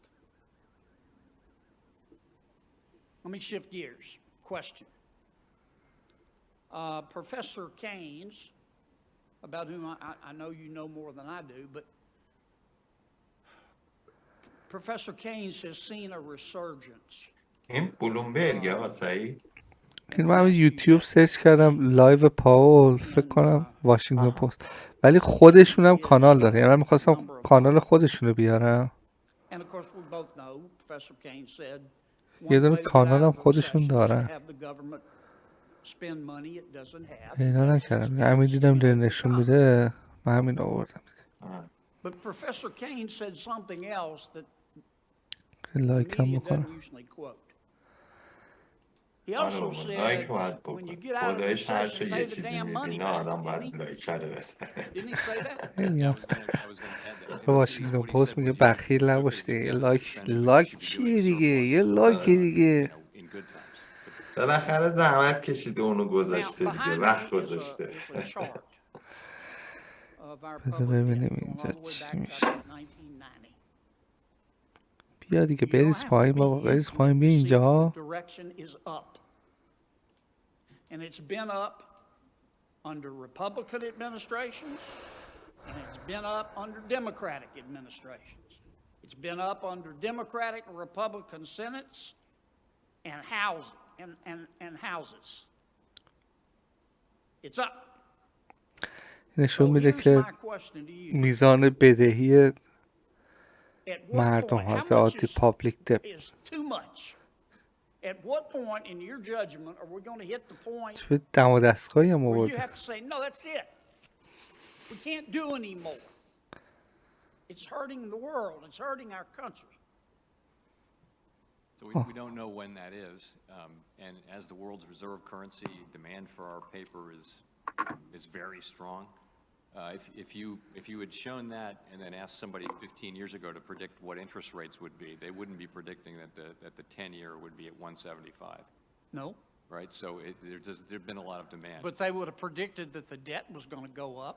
They would have looked at that picture and said, well, you must be experiencing difficulty borrowing, but we're not at all. So no, we're on an unsustainable path. Debt is not at an unsustainable level, but the path is unsustainable, meaning it's growing faster than the economy, meaningfully faster than the economy. We have to address that over time. We will address it over time. نگاه کن این سواله که این یارو شروع کرد به پرسیدن نگاه کن چی شده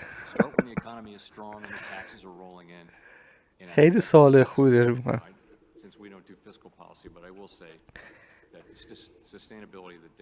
همین پال صحبت کردیم Good luck, Mr. Chairman. Thank you, sir. Senator Van Hollen of Maryland is recognized. Thank you, Mr. Chairman. Welcome. یعنی گودلاک از 100 تا فوش بدتر بود. Continuing economic challenges, but I think it's important to look at some critical areas where we're much better off today than حرف predicted we would be at this time just a little while ago. We've seen a record increase of 6.4 million jobs in our economy in 2021. چقدر خوب آدم ترژ صبح کرده باشه الان فقط بشینه اینجا منتظر دیگه یه چیز آس باشه دیگه الان خیالش آدم راحته دیگه. بعد حرف اینا با میتینگ داره با هم دیگه الان این تموم میشه دیگه میشینن همه کلاشونو قاضی میکنن که آقا این چی گفت چی نگفت چی پرسیدن چی نپرسیدن اینا. Much better than that. The unemployment rate for December, the month that we just left, was 3.9%, and the unemployment rate for that fourth quarter of last year was 4.2%.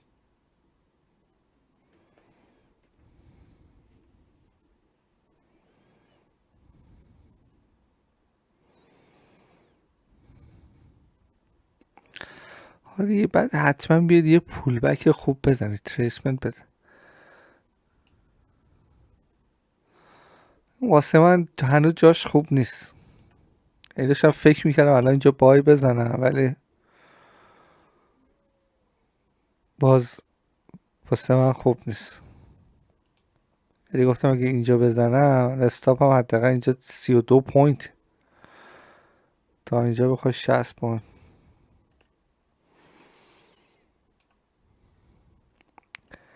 ولی دوست دارم بیاد تا پایین بیاد تا اینجاها بیاد اینجاها بای بده چون وقتی تا اینجاها که بیاد پایین چه اتفاق میفته خیلی ها اینجا میخرن دیگه سری میره بالا. ولی الان ممکنه اینجاها هر لحظه دیگه قدرتش بیفته بریزه پایین چون دیگه آخرای این مووه ممکنه اینجا تا خدا پوینت بره ها ولی میگم لانگ ترم نگاه کنید به همه چی. یه لاجیک برای خودتون بسازین بر اساس اون لاجیک ترید میکنید.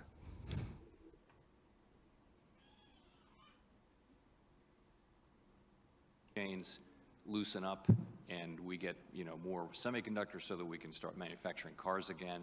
That's essentially that's going to be a big part of getting inflation back down.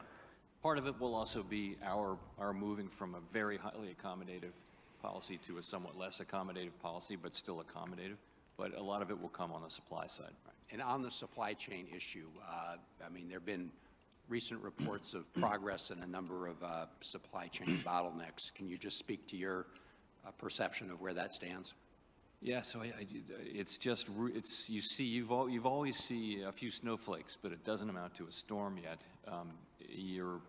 If you look at the Port of Los Angeles, Port of Long Beach, record numbers of ships still at anchor. We did see, and this may be what you saw, that inventories are moving up and delivery times have shortened, and that's a good thing. But on the other hand, Omicron can really, particularly if China sticks to a no COVID policy, Omicron can really disturb the supply chains again, although it could be briefer this time. So I think the picture is, I wouldn't want to say that it's decisively improving yet, but we're watching it carefully. I got it. I was pleased to hear President Biden say when he nominated you for this position that you saw the economic risks of climate change as من یه لحظه یه قسمتیشو میس کردم. وای زدین؟ And if confirmed, how do you plan to prioritize addressing the financial risks of climate change in your next term? آره فکر نه وای نزد آقا سعید میگه من نگرفت. It relates to our existing mandates. We don't have a new mandate on climate change. ولی خب وایو میداد الان اینجا دیگه. منم عرض کردم این پاس میشه اینجا وارد شد. گفت من زیاد باش چیز نیستم. من ترجیح میدم من سوالم همین بود، خواستم ببینم الان با این من ستاپ صداشو قطع و وصل دارم آقا پدرام. شما الان خوبه؟ آره الان خوبه. نه صدای شما رو نه، کلا مثل این که امروز اینترنت هم مشکل داره. مثلا آقا سعید حرف که میزنه قطع میشه، بعد که وصل میشه یه دفعه تون پخش میکنه اون قبلیش. این مال اینترنته، چون الان صدای شما هم دقیقا همین جوری میاد برای من، ذره قطع میشه وسطش بعد دوباره میاد. من چون میخواستم بپرسم ببینم این ستاپی که اینجا داده تو 5 دقیقه اینجا میشد بای زد یا نه، که میخواستم ببینم بای زده یا نه، چون یه لحظه مجبور شدم برم. خوب داره میره بالا. بله الان تو 15 دقیقه ما اینجا یه ستاپی بود که میشد بای زد، اون پایین. حالا بذار برگرده ازش میپرسم. ببخش محسن جان، من مجبورم اینو میوت بکنم چون صدای خواهش میکنم. I'd like to turn to the topic of quantitative easing for just a minute, Chairman Powell.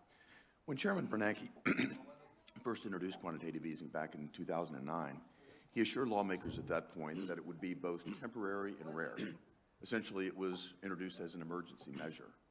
Do you agree that that quantitative easing should be both temporary and rare? I agree we shouldn't use it unless we need to, but I will say it's going to depend to some extent on where interest rates are. We've been in a very low interest rate environment even during good times all over the world, and when that's the case, we don't have a lot of ammunition to support the economy. So I can imagine a regular garden variety downturn, which we haven't had in a long time, in which we didn't need to resort to quantitative easing to asset purchases, and we then wouldn't. But in a world where you've only got a couple hundred basis points to cut, you may need to do that, because what that gives you is the ability to move longer run rates down, not just at the short end. I understand, but I just remain concerned because here we are 12 years later from its first introduction. The Fed's balance sheet's nearly at $9 trillion.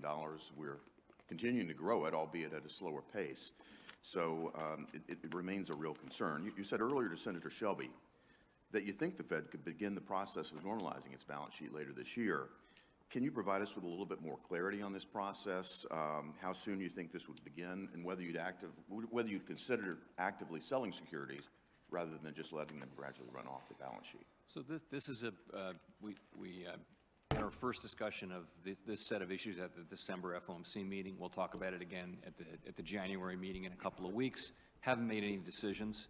This time is going to bear some similarity to what we did last time, but it's going to be different too, and that's already clear in that we will have the ability to move sooner and to move a little faster than we did last time. So more clarity is coming, soon on that, but I don't want to get ahead of the committee. In terms of selling assets, we haven't made any decisions on that. We didn't do that last time. We never ruled it out. So it's just something we'll be looking at. The balance sheet's a whole lot bigger, and also the duration is shorter. So it's a different, and the economy is much stronger. So it's a very different situation. So I'd like to come to the question of governance, if I might. While you've been nominated to remain chairman of the Fed, the Biden administration's three proposed appointees would, together with the nominee for vice chairman, who we will hear from this Thursday, constitute a majority of the Federal Reserve Board. Looking recently at the 5-member board at the FDIC and what happened there.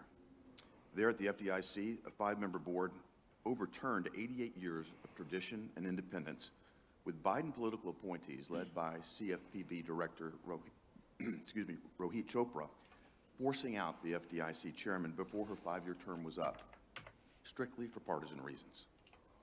This incident causes me to worry that an activist bloc at the Federal Reserve Board could sideline you. They could exert their authority while excluding the full FOMC. So my question for you, Mr. Chairman, is the Fed vulnerable to similar unfortunate, politically motivated hijacking of an organization like we just witnessed at the FDIC, and what could this committee do to prevent it? First, and you'll know that I don't have any comment at all on the recent events at the FDIC.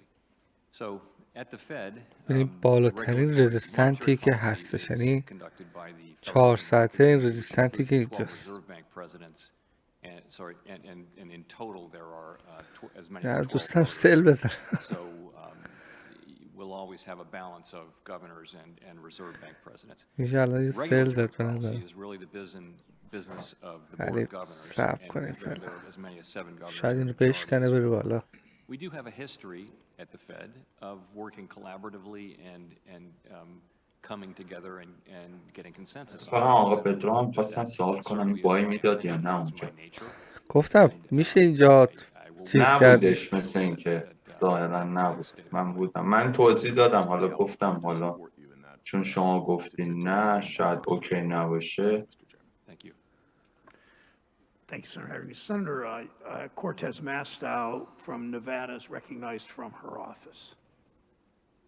Thank you, Mr. Chairman. Chairman.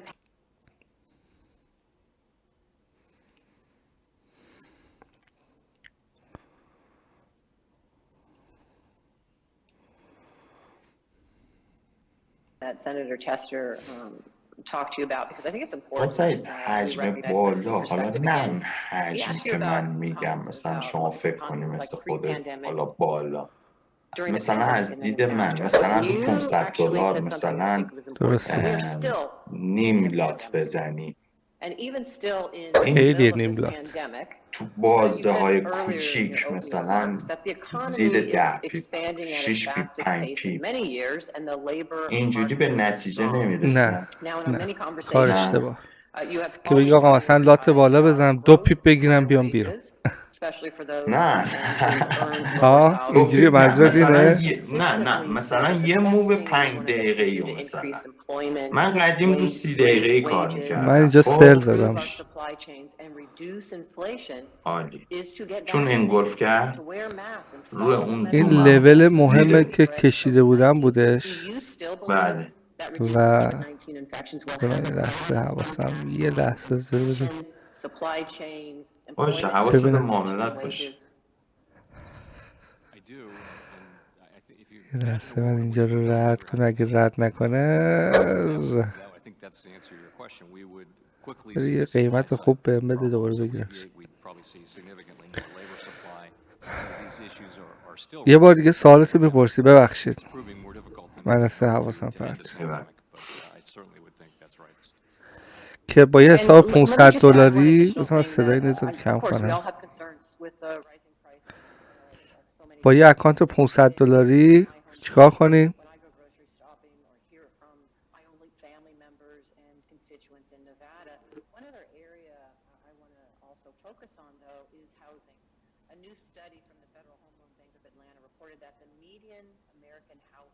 مثلا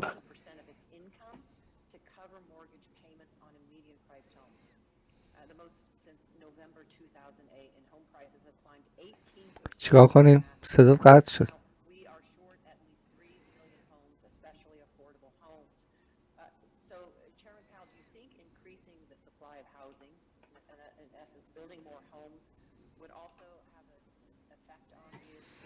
داره امشب روی موو مثلا 5 دقیقه‌ای. خب رو موو 5 دقیقه چیکار کنیم؟ مثلا روی یه موو 5 دقیقه‌ای مثلا رو 500 هی صدات قطع میشه. $100 مثلا این لات بزنی. الان قطعه؟ الان خوبه. روی یک موو 5 دقیقه‌ای نیم لات بزن. منظورم این مثلا روی یه موو 5 دقیقه‌ای. خب آره نه روی یه کندل 5 دقیقه‌ای آقا سعید. یک موو یه حرکت. روی موو 5 دقیقه. خب روی موو 5 دقیقه نیم لات بزن. خب. آره. خب ببین استاپت باید بدی چقدره. اگه اون تریدت انجام نشد استاپت خورد چند درصد دست میدی؟ این سوالو باید بکنه وگرنه لاتشو 5 دقیقه و 10 دقیقه و 1 دقیقه و ایناش اصلا فرق نمیکنه. درسته. شما در نهایت باید ببینی که آقا چقدر ریسک میکنی و این ریسکی که میکنی چقدر پتانسیل ریوارد داره. این کل کاری که شما باید بکنه همین. یعنی مهم نیست ریوارد است چقدر ریسک میکنی. اگه که مثلا من اینجا وارد شدم اینجا مثلا اینجا استاپم 20 پوینته. خب اوکی من اینجا 20 پوینت نهایتا از دست میدم ولی ریوارد هم اینه که حداقل بیاد تا اینجا دیگه 1 به 1 دیگه بستمش رفت. خب این که ببینید که آقا اینقدری که من ریسک میکنم آیا مارکت پتانسیل اینو داره که همینقدر بهم ریترن کنه یا نه. مرسی. چون اگه قرار باشه مثلا شما 1% ریسک بکنی، خب چون حالا مثلا تو 5 دقیقه نیم لات بزنی یا بالعکسش، این درست نیستش. موو گفتم که بچه‌ها موو اصلا تایم فریما رو از همدیگه جدا نکنید. اینا همشون یه خانوادن. خانواده آقای فلانی، آقای نزدک، خانواده آقای نزدک. تک تک این بچه‌هایی که اینجاست کل این خانواده رو پرزنت میکنن. تک تک این تایم فریما اینا بچه‌های بزرگتر تا بچه‌های کوچیکتر.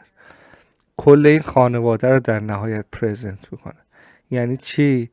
یعنی که آقا شما باید از تایم فریم دیلی نگاه کنی، 4 ساعته نگاه کنی، 1 ساعته نگاه کنی، 30 دقیقه، 15 دقیقه، 5 دقیقه، تا در نهایت بیا تصمیم بگیری که آقا الان این میخواد بریزه پایین. حالا که میخواد بریزه پایین، بیام مثلا تایم فریم پایینتر کانفرمیشن رو بگیرم که بتونم یکم ارزون تر بخرم، یکم قیمتم به قیمت اون مؤسسه های مالی که اونو فروختن یا خریدن نزدیکتر بشه.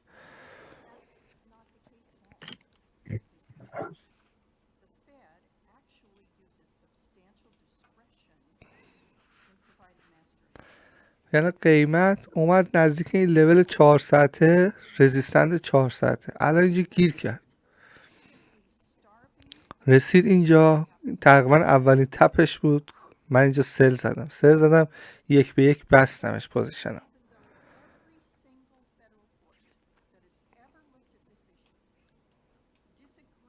ببین من هنوز بایستم و نگه داشتم، هنوزم دنبال فرصت سل.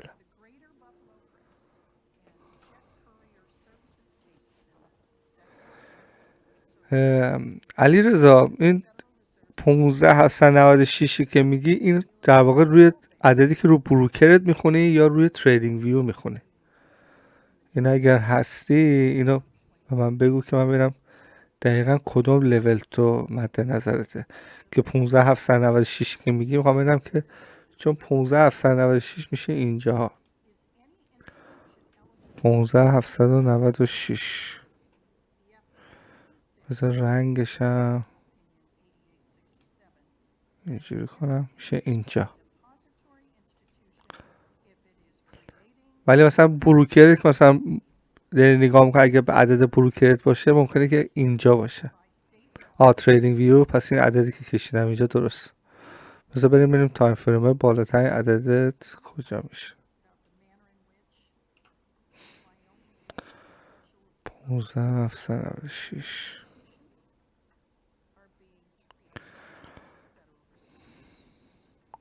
اینجا فعلا خیلی به نظر من مهمتره. اینجایی که هست ببینید بالاترین رزیستنتی که اینجا 4 ساعته هست. آره رد شد. میگم فعلا این رزیستنته خیلی مهمه، ولی این لیکویدیتی که این کندل 4 ساعته گرفته این به نظرم خیلی قویه. منتظرم بیاد اینجا رو بشکنه، بیاد ریتست کنه، اینجا رو دیگه وقت شروع میکنم بای زدن. الان داره ردش میکنه.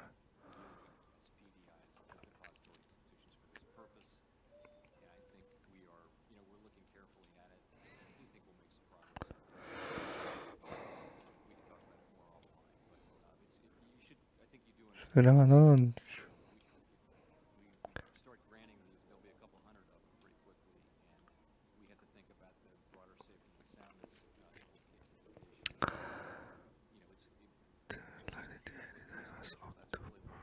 ترن لاین دیلی داریم از اکتبر. بریم سراغ دیلی. اگه بتونی چارتت هم بفرستی چارتت رو نشون میدم اینجا. ترن لاین دیلی اینجوری کشیدی. اگه بخواد ترن لاین بکشی باید از اینجا به اینجا بکشی، یا مثلا اینجایی که رزیستنته بخوای به این هم بکشی. انشالله باز اگه چارتتو بفرستی من چارتتو اینجا نشون میدم، میتونم بیش بهتر ببینم. ولی اینی که الان اینجا هست، یعنی یه دقیقه الان داره چیکار میکنه؟ این های ساخت داره یه های پایین تر میسازه، احتمال که درش این دوباره الان اگه اینجا بیاد این لو رو بزنه، بیاد اینجا دوباره یه لور های دیگه اینجا بسازه، یعنی داره دوباره برمیگرده پایین، داره میاد یا یه ریتریسمنت بزرگتر داشته باشه یا که کلا برگرد. الان 5 دقیقه بستش، 5 دقیقه پلیش بستش.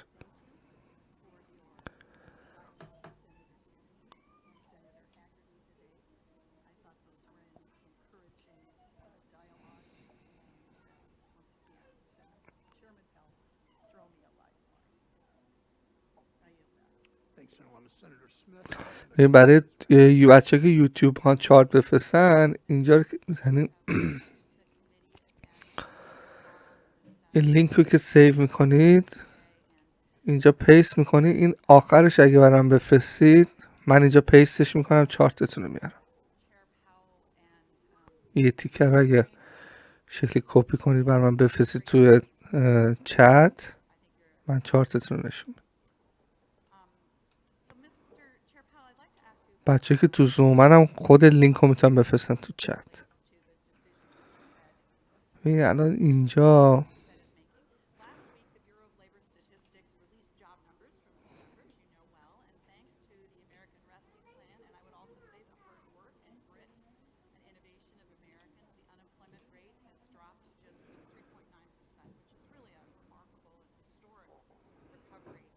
حال خارجی so promising.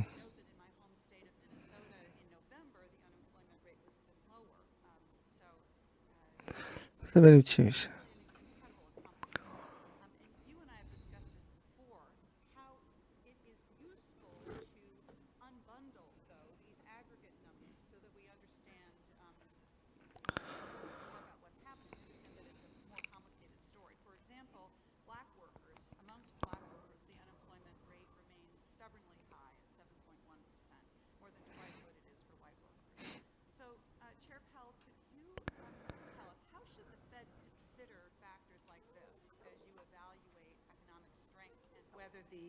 Economy has reached full employment. The factors, what I'm referring to as unbundling these aggregate numbers, so we understand more deeply what impact where we are with the different sectors of our economy. Sure. So we do look at a wide range of indicators to determine whether labor market conditions broadly are consistent with maximum employment. It's not a single number like inflation. رد کنه. A couple of them. So what we saw at the end of the last expansion was that unemployment rates and the gap between white unemployment rates and other unemployment rates. خیلی مهمه اینجا بچه. کاش اینجا سل زده بود. And really a feature of having a tight labor market. So that's something that's a little bit of something that tells us whether the labor market is tight. We're not targeting a particular number there, but we're using it to inform our thinking. اگه سل میزدم استاپم 8 پوینت میشد، خیلی خوب بود. بذار ببینیم این کندل چی رو. شاید هم صلاح بوده که خیلی خوب. به نظرم فشار زیاده که این بریزه پایین. حداقلش اینه که تا اینجاها حداقل بریزه، حتی اگه بخواد بره بالا. نگاه کن توی یه دقیقه یه تقریبا یه همچین اتفاقی داره میفته. برای بای اینجا استاپش چقدر میشه؟ بای آره اگر بخوای بای بزنی، به خاطر شکل کندلا میگم. الان آخه فرصت بای نیست. اینجا اگه بای بزنم استاپت میذاشی یا اینجا 13 پوینت یا استاپت میذاشی پایین این امترش اینجاست، پایین لوی که ترن هستش. ببینیم این چی کار میکنه، اینجا رو رد میکنه یا نه.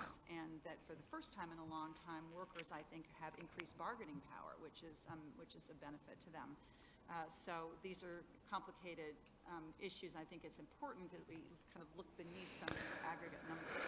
But I want to touch on another issue before I wrap up here.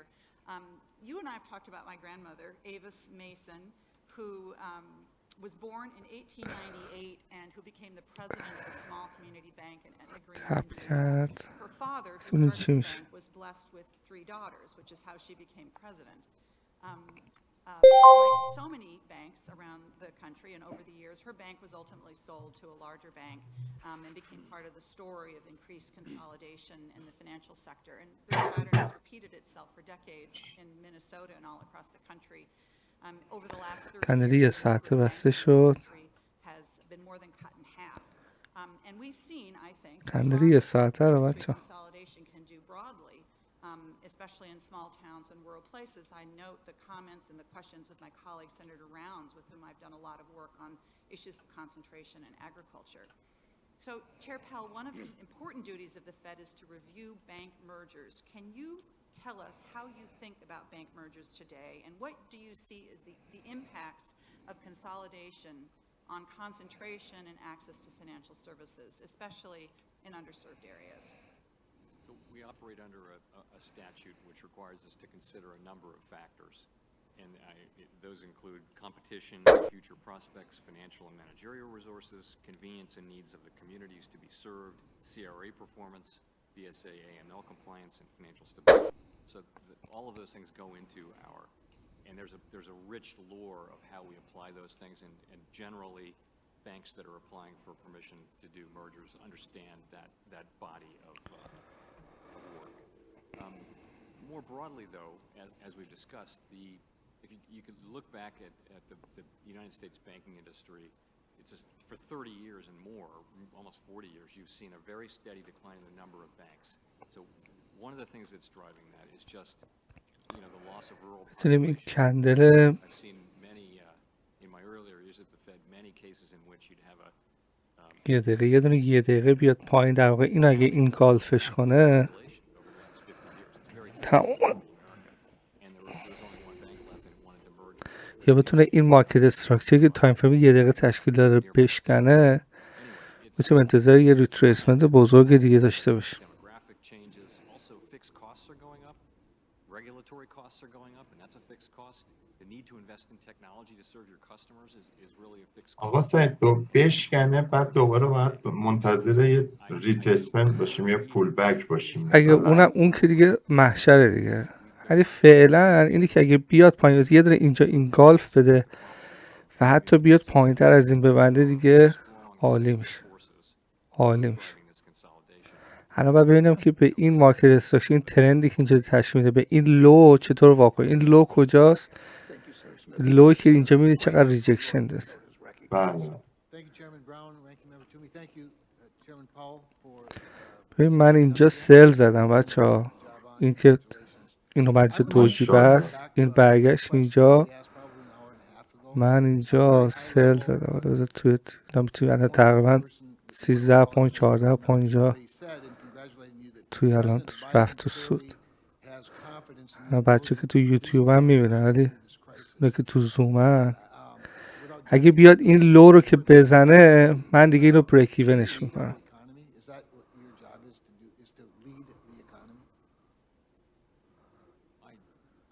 بیاد ببین الان این لوی که اینجا گفتم، این خیلی مهم، این اینجا رو که رد کنه، در واقع این ترندی که اینجا تشکیل داده رو داره.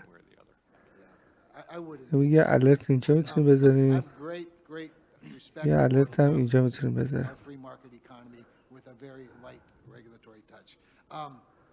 That said, I also want to associate myself with Senator Kennedy's strong word of encouragement to keep the Fed independent. این استاپ من اینجا 8.4، یعنی 8 پوینت و نیمه تقریبا. You've touched on this, but I want just a little further clarification because somebody, I think it was Senator Menendez, asked you how do you balance the two mandates, of course, price stability and maximum employment. I thought you did a pretty good job. I want to give you a chance to make it even clearer. And maybe I'll help with the way I form the question. Doesn't price stability naturally lead to a strong economy, which naturally leads to maximum employment? In other words, you talked, I think, in your answer that we focus on whichever one's needs the help the most at a given time. That's my paraphrase. این الان خیلی مهمه که این بیاد اینو پایین تر از این ببنده یا بریش به این شکل ببنده. Works the same way for both of them. Usually inflation is low when the economy is weak, when unemployment من پوزیشنم دقیقا روی این کندل اینجاست، دقیقا اینجا وارد شد. کندل سبز اینجا وارد شد. استاپ هم اینجاست. آقا سعید پارشیال کردید دیگه. نه هنوز دست نزدم، یه سایز خیلی کوچیک گرفتم، همین فقط میام خواستم این ایدم تریدش کنم، چون میگم ترید کردم صبح، من ترید کردم اینجا، فقط خواستم ببینم که این ایدم ببینم به چه شکلی چیز، اگه فقط نزنه دیگه استاپ اون رو نزنه، فرصت خوبی بود اینجا واسه فروش. الان نیاز داریم که این کندل بیاد پایین تر از این ببند. موقع میتونی بگی این خود این یه ریتریسمنت بود.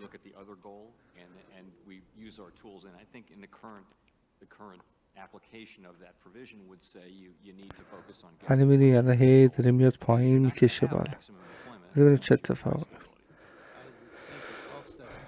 اگه بیاد اینجا رو رد کنه من بریک ایون میکنم، وگرنه دست بهش نمیزنم تا این بیاد اصلا استاپمو بزن.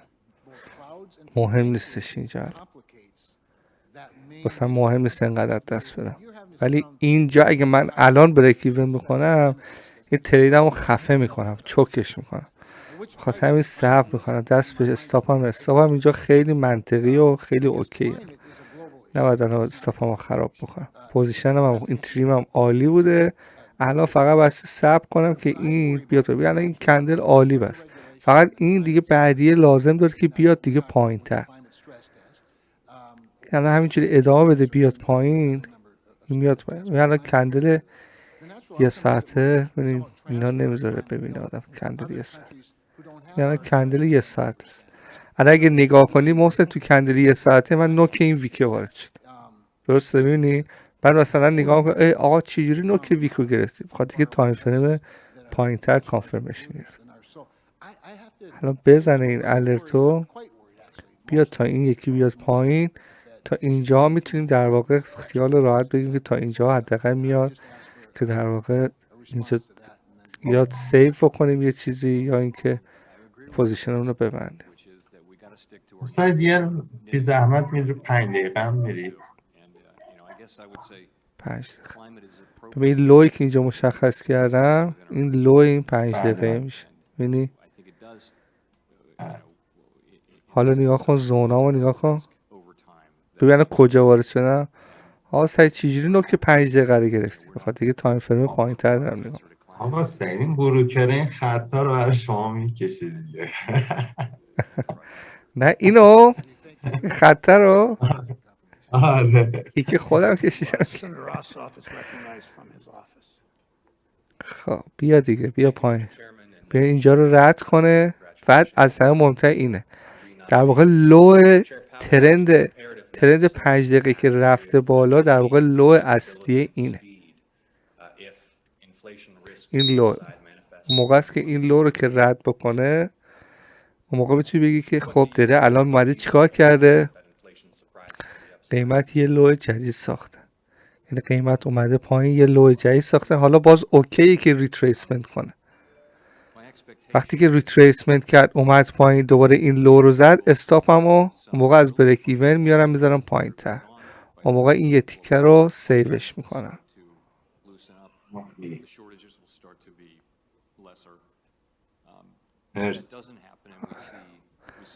الان باید بیاد پایین.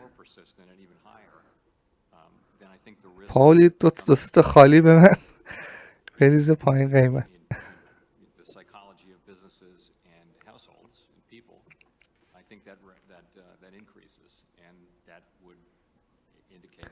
تقریبا تا 21 پوینت اومد پایین، الان دوباره برگشت روی 13 پوینت.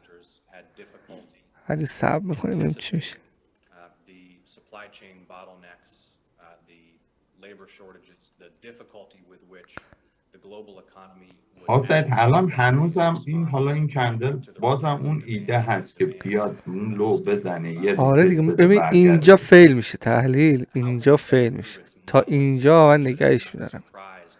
هنوز ببین هر چقدرم که باشه، درسته که اینجا خریدار اینو کشیدنش بالا، ولی همچنان کندل قرمز بسته شده. من اینو تا اینجا نگهشم، چون این های این ترند من، مادامی که این های حفظ بشه این قیمت میتونه برگرده پایین. چرا اینجا 3 دقیقه؟ خاطر اینجا لول خیلی مهم 4 ساعت است.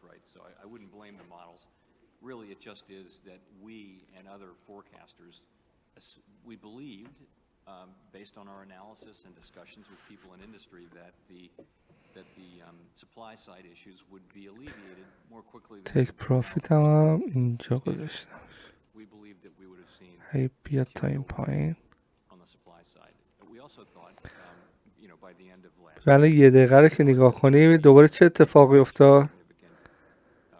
ببین اینجا یه دونه های ساخت، اومد یه دونه لور های ساخت، دوباره یه لور های جدید ساخت، دوباره اینجا یه لور لو، یه لور لو. اگه دوباره این بیاد دوباره پایین اینو بزنه، دوباره چی؟ انگار که یک لور لو جدید ساخت. ببینی؟ این یعنی که ترند داره ادامه پیدا میکنه سمت پایین.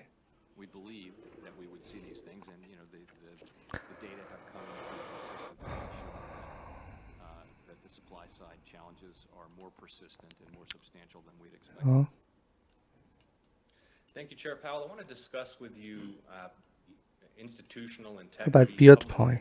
بیاد پایین. اینجا لو رو زد، اینجا لو رو، اینجا رو باید رد کن. I'm an advocate for banning stock trading by members of Congress who make policy, who have access to information and economic forecasting, and banning stock trading by their spouses. And I will be introducing legislation this week intending to make that the law with penalties for members of Congress. این آقا میگه من ترید میکردم، یه قانون اومده که کسایی که دولت نمیتونن ترید بکنن بخاطر اینکه دسترسی به دیتا ها اینا دارن. راجع به همسرش داره میپرسه که اگه همسر من ترید بکنه stock trading, management of one's own portfolio at senior levels in the Fed. Do you agree that it undermines public confidence in the institution? Will you work with this committee to advance legislation? I know the chairman has proposed some to end that practice. And will you comply with any lawful requests or commands for records or information by this or other professionals to examine those trades and their propriety? این لو رو که بزنه دوباره خیالمون راحته که دوباره قیمت داره یه ترند بریش ادامه میده. ولی خب میبینی الان ویکا اینجا ریجکشنش داره زیاد میشه دوباره. یعنی اگه تایم فریم بالا ترید کرده بودین استاپتون بعد میمود اینجا، استاپتون هم بزشین اینجا، استاپتون هم بزشین اینجا، میگفتی این های زده دوباره ترند داره برمیگرده بالا.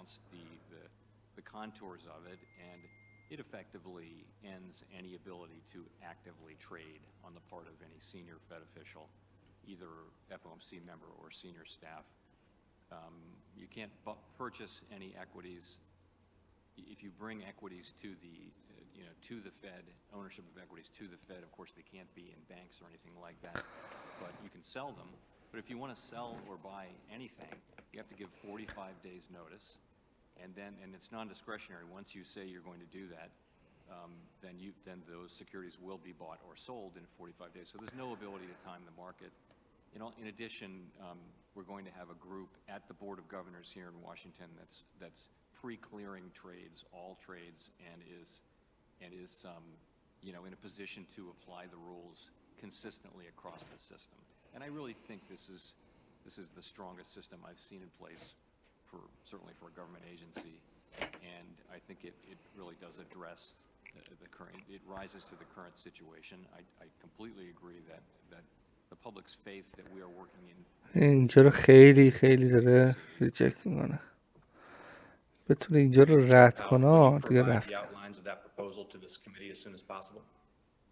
We've already یا announced بتونه it, یه and we're very کندل much in the اینجوری phase نبنده. of being ready to adopt it, and خب یعنی of course we'd be delighted to share that. Yeah, looking forward to seeing the details. It is vital that the public understand that those in positions of power are not trading based upon access to information that the general public does not have. Thank you, Chair Powell, for your testimony today. I yield back, Mr. Chairman. That's Senator Daines from Montana. الان تو یک ساعته اگه نگاه بکنیم اینجایی که داره هی ریجکت میکنه میره بالا یه رزیستنتی بوده قبلا. این شاید دلیلش اونه. رزیستنت 4 ساعته است. نه یک ساعته رو نگاه کنیم. میگم دیگه 4 ساعته رو نگاه کن. ببین 4 ساعته رو. یک ساعته رو بریم.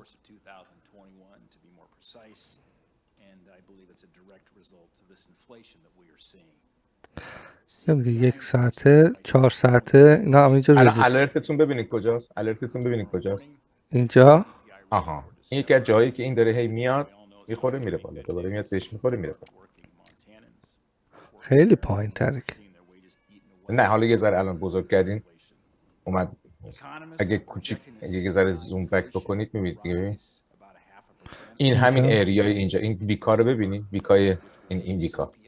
من با هی رو موس نشون میدم. میدم اینجاست. میدونم کجا. آره. میدونم. من این شاید به خاطر اینه. ولی این 4 ساعته مهمتر. اون که خیلی مهمه آره ولی اینم که داره اینجوری بازی میکنه به خاطر اون ویکای یه ساعت است به نظر من. 4 ساعته بذار ببینیم چی میشه. چون این کندل 4 ساعته 45 دقیقه دیگه میبند. اون موقع خیلی احتمال داره که بریزه. ببین همین الانش هم میریزه. یعنی احتمالش زیاده الان. این خب آره ولی دلیل این بازی که داره میکنه به خاطر اون ویکای اون یه ساعت است به نظرم. ماشاءالله. خب بعد زودتر این نظر رو میدادم تا فیل بشه دیگه. مقاومت کنی. آره دیگه بابا زودتر نظر بده فیل شد. بیا بریز پایین. عالی عالی. ماشاءالله. میشه جان. آفرین.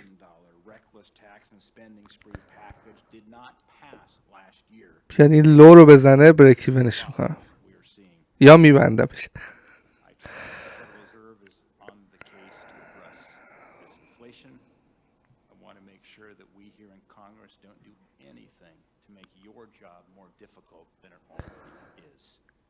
difficulty no difficulty.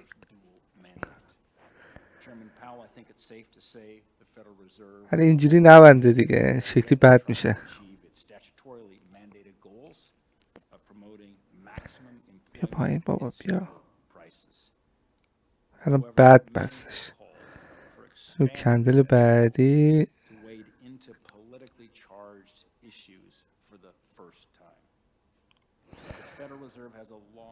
این اگه یک کله بیاد این لو رو بزنه خوب میشه.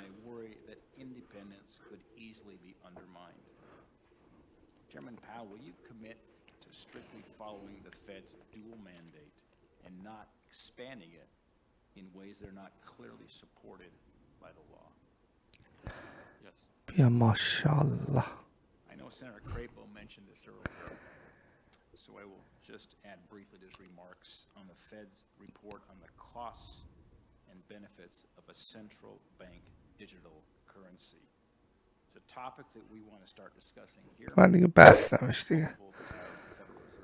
دیگه هر چقدر رفت نوش جون صاحبش.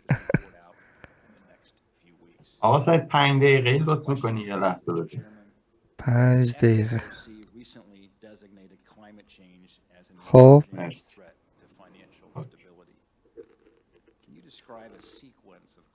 یه دقیقه خیلی خوب بس. ولی یه دقیقه اگه یکی بخواد ترید بکنه میتونه یه دقیقه کوچولو شاید اینجا بگیره ولی 12 پوینت بذاره بالا چرا بگیره. ولی سیف کسی الان اگه دور بخواد ترید بکنه اینه که بیاد اینجا اینو رد کنه بعد یه ریتریسمنت کنه دوباره اینجا سل بزنه دوباره بزنه. ولی چیزی که بهتون تو ترن یاد دادم الان نگاه کردید چی بود؟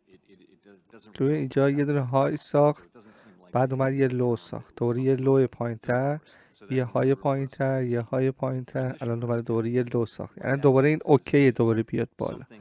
مادامی که اینو رد نکنه دوباره اوکی میده تا اینجاها بیاد، دوباره چیکار کنه؟ بریزه پایین، بیاد دوباره این لو رو بزنه. این شکلیه که ترن هی ادامه پیدا میکنه. میشه رو نوک اون ورود کرد، درسته؟ نوک همون های لو. نه کانفرنشه و زون باشه. ولی اینا بچه این خطای افقی اینا اینستیتوشنال لول، اینا لولایی که بانک ها و مؤسسات مالی اینا رو اینجا خرید کرد. اینه که قیمت اینجا ریجکت میکنه، یعنی که اینجا فروخته، اینجا بایرها سلاف کردن، خریداش اوردراشون رو بستن، الان فروشنده ها وارد شدن، فروشنده ها دارن میفروشن. اینه که قیمت داره میاد پایین. حالا فروشنده کجا گذاشته قیمتش رو؟ گذاشته اینجا دوباره ببنده پوزیشنش. بایره دوباره گفته آقا اینجا واسه من خیلی گرونه، من اینجا فروختم، اگه دوباره بیاد اینجا من میخرم. دوباره الان بایره اوردراشو گذاشته اینجا، فروشنده هم گذاشته اینجا بفروشه بره. دوباره میاد پایین، دوباره اینجا میخره. یار وقتی که میخره دوباره الان یه دقیقه چقدر قشنگ واسه بچه. عالی. اینجا الان دوباره میشه یکی سل بزن. سل بزنه اگه یه دقیقه بیاد پایین اینجا بس میتونید سل بزنه.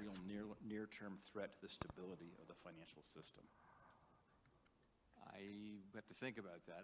I will say that to have a successful, if you're someone who wants to see a transition away from carbon-based energy, you know, we're going to need a lot of energy to facilitate that transition, and I think that means we need to be honest. یه دقیقه اینجا ببنده همین شکلی دقیقاً ببنده یعنی محشر. این لو رو داره میزنه.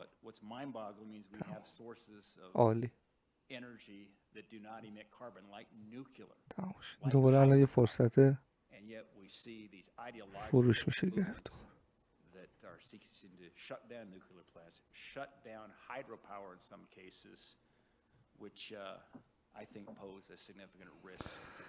یه چیزم یادتون باشه الان دیگه نیم ساعت دیگه کندل 4 ساعت هم بسته میشه.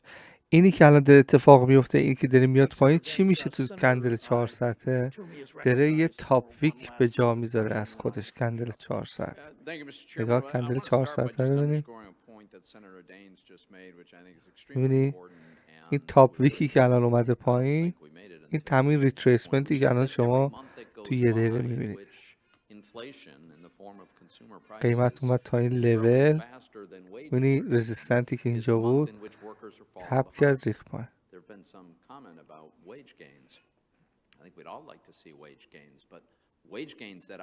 دیدی؟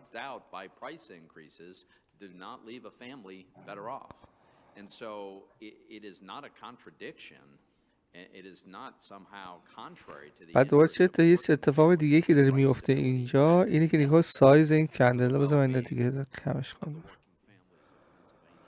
سایز این کندل دوباره چی میشه؟ داره بزرگ میشه.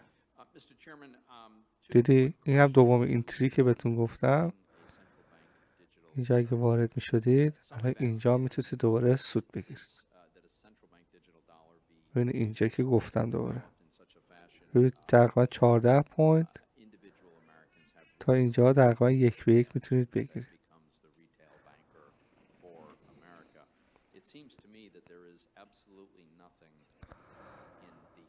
ولی ای کاش من دیگر میداشتم.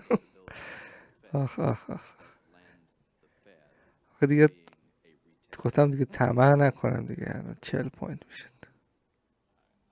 ولی ببینید اینتری خوب که میگیرید بچه ها، میبینید چقدر سخته که حتی تو بریک ایون استاپتون بخوره. حتی تو بریک ایون اینتری، یعنی مثلا اگه اینجا استاپم اگه اینجا گذاشته بودم استاپم تا الان هنوز نخورده بود. اینه که اینتری خوب خیلی مهمه بچه ها. اینجا مثل خیلی نه اینجا بگی آقا اومد بالای رزیستنت پس اینجا من بای بزنم. بابا اینجا کجا ساخت جای بای؟ حتی اگه کندل 4 ساعته هم میخواین ترید بکنید، کندل 4 ساعته درست ترید بکنید. یک کندل 4 ساعته اومد من بالا اومد من بالای این زوم بس، اینجا بس بالای زوم بس. خب چی شد؟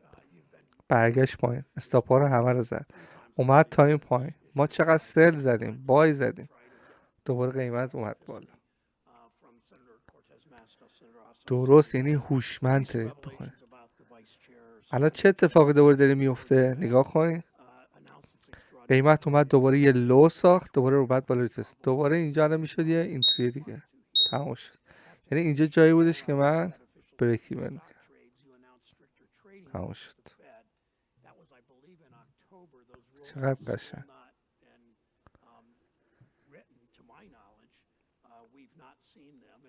سایت بریک ایون. یا خب الان این لو رو که زد، ببین یهو چه پوشی میشه پایین، به خاطر اینکه ببین اینا الکی اتفاق نمیفته تو مارکت بچه‌ها. قیمت یهو نمیاد پایین صاف تو این نقطه برگرده بره بالا. سایت بریک ایون رو تا کجا می آوردید؟ الان میوردم میذاشتمش همین اینجا، چون الان اینجا که اومده پایین اینجا های ساخته دیگه. الان اگه وقتی که میاد پایین دوباره یه ریتریسمنت بکنه بالا، برگرده پایین، این لوشو بزنه، استاپ هم میزنم بالا. این مرسی.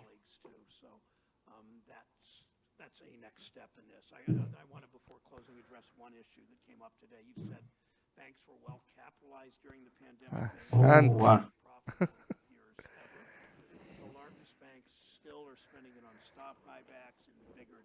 بذار این صدا بیارم.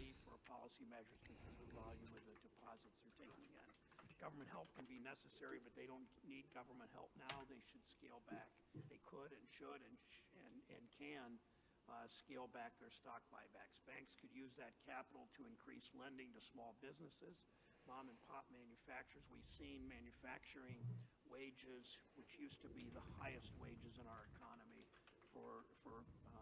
particularly for sort of moderate income people, we've seen that slide back in part because mom and pop manufacturers critical to the supply chain are not always getting access to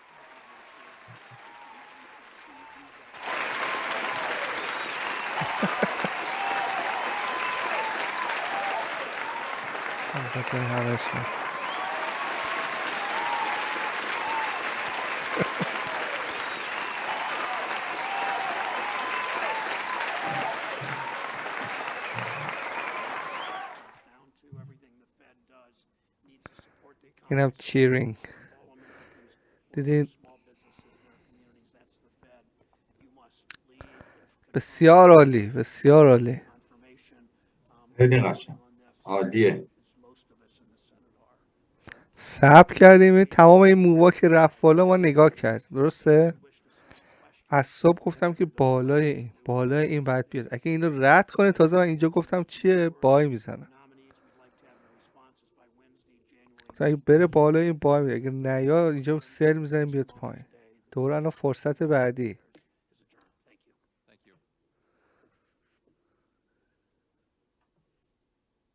ولی الان دیگه نزدیک اینه. خب اینجا یا به این ریاکشن نشون میده یه ریتریسمنت دیگه میکنه بعد میریزه، یا اینکه یهو دوباره ایگنورش میکنه میریزه پایین.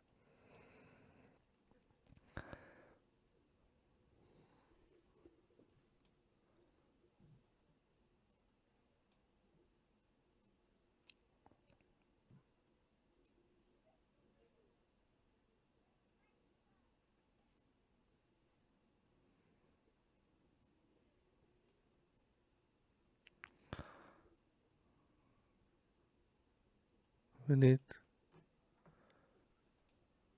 خب اینم تمام شد.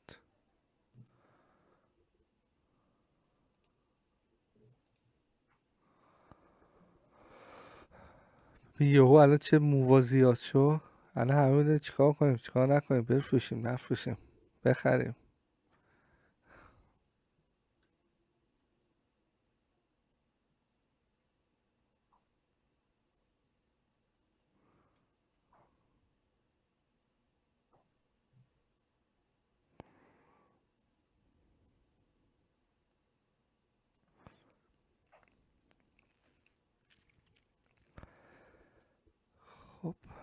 خب چند دقیقه شد. خب بچه دیگه من با عزتون لایو رو قطع میکنم، حضورتون مرخص میشم. اینم دوباره توی یوتیوب سیو میشه، دیگه دوباره تا هفته آینده دوشنبه صبح دست دوباره شما درد 7 نکنه. تا ساعت 9. زحمت کشید.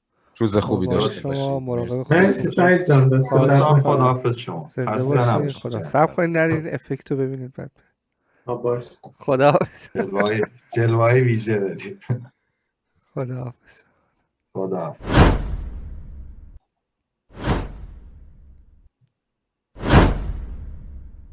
نیمت جلوه‌های ویژه. جلوه‌های ویژه توی یوتیوبه. من یوتیوبم آخه دارم الان جلوم. الان میادش 5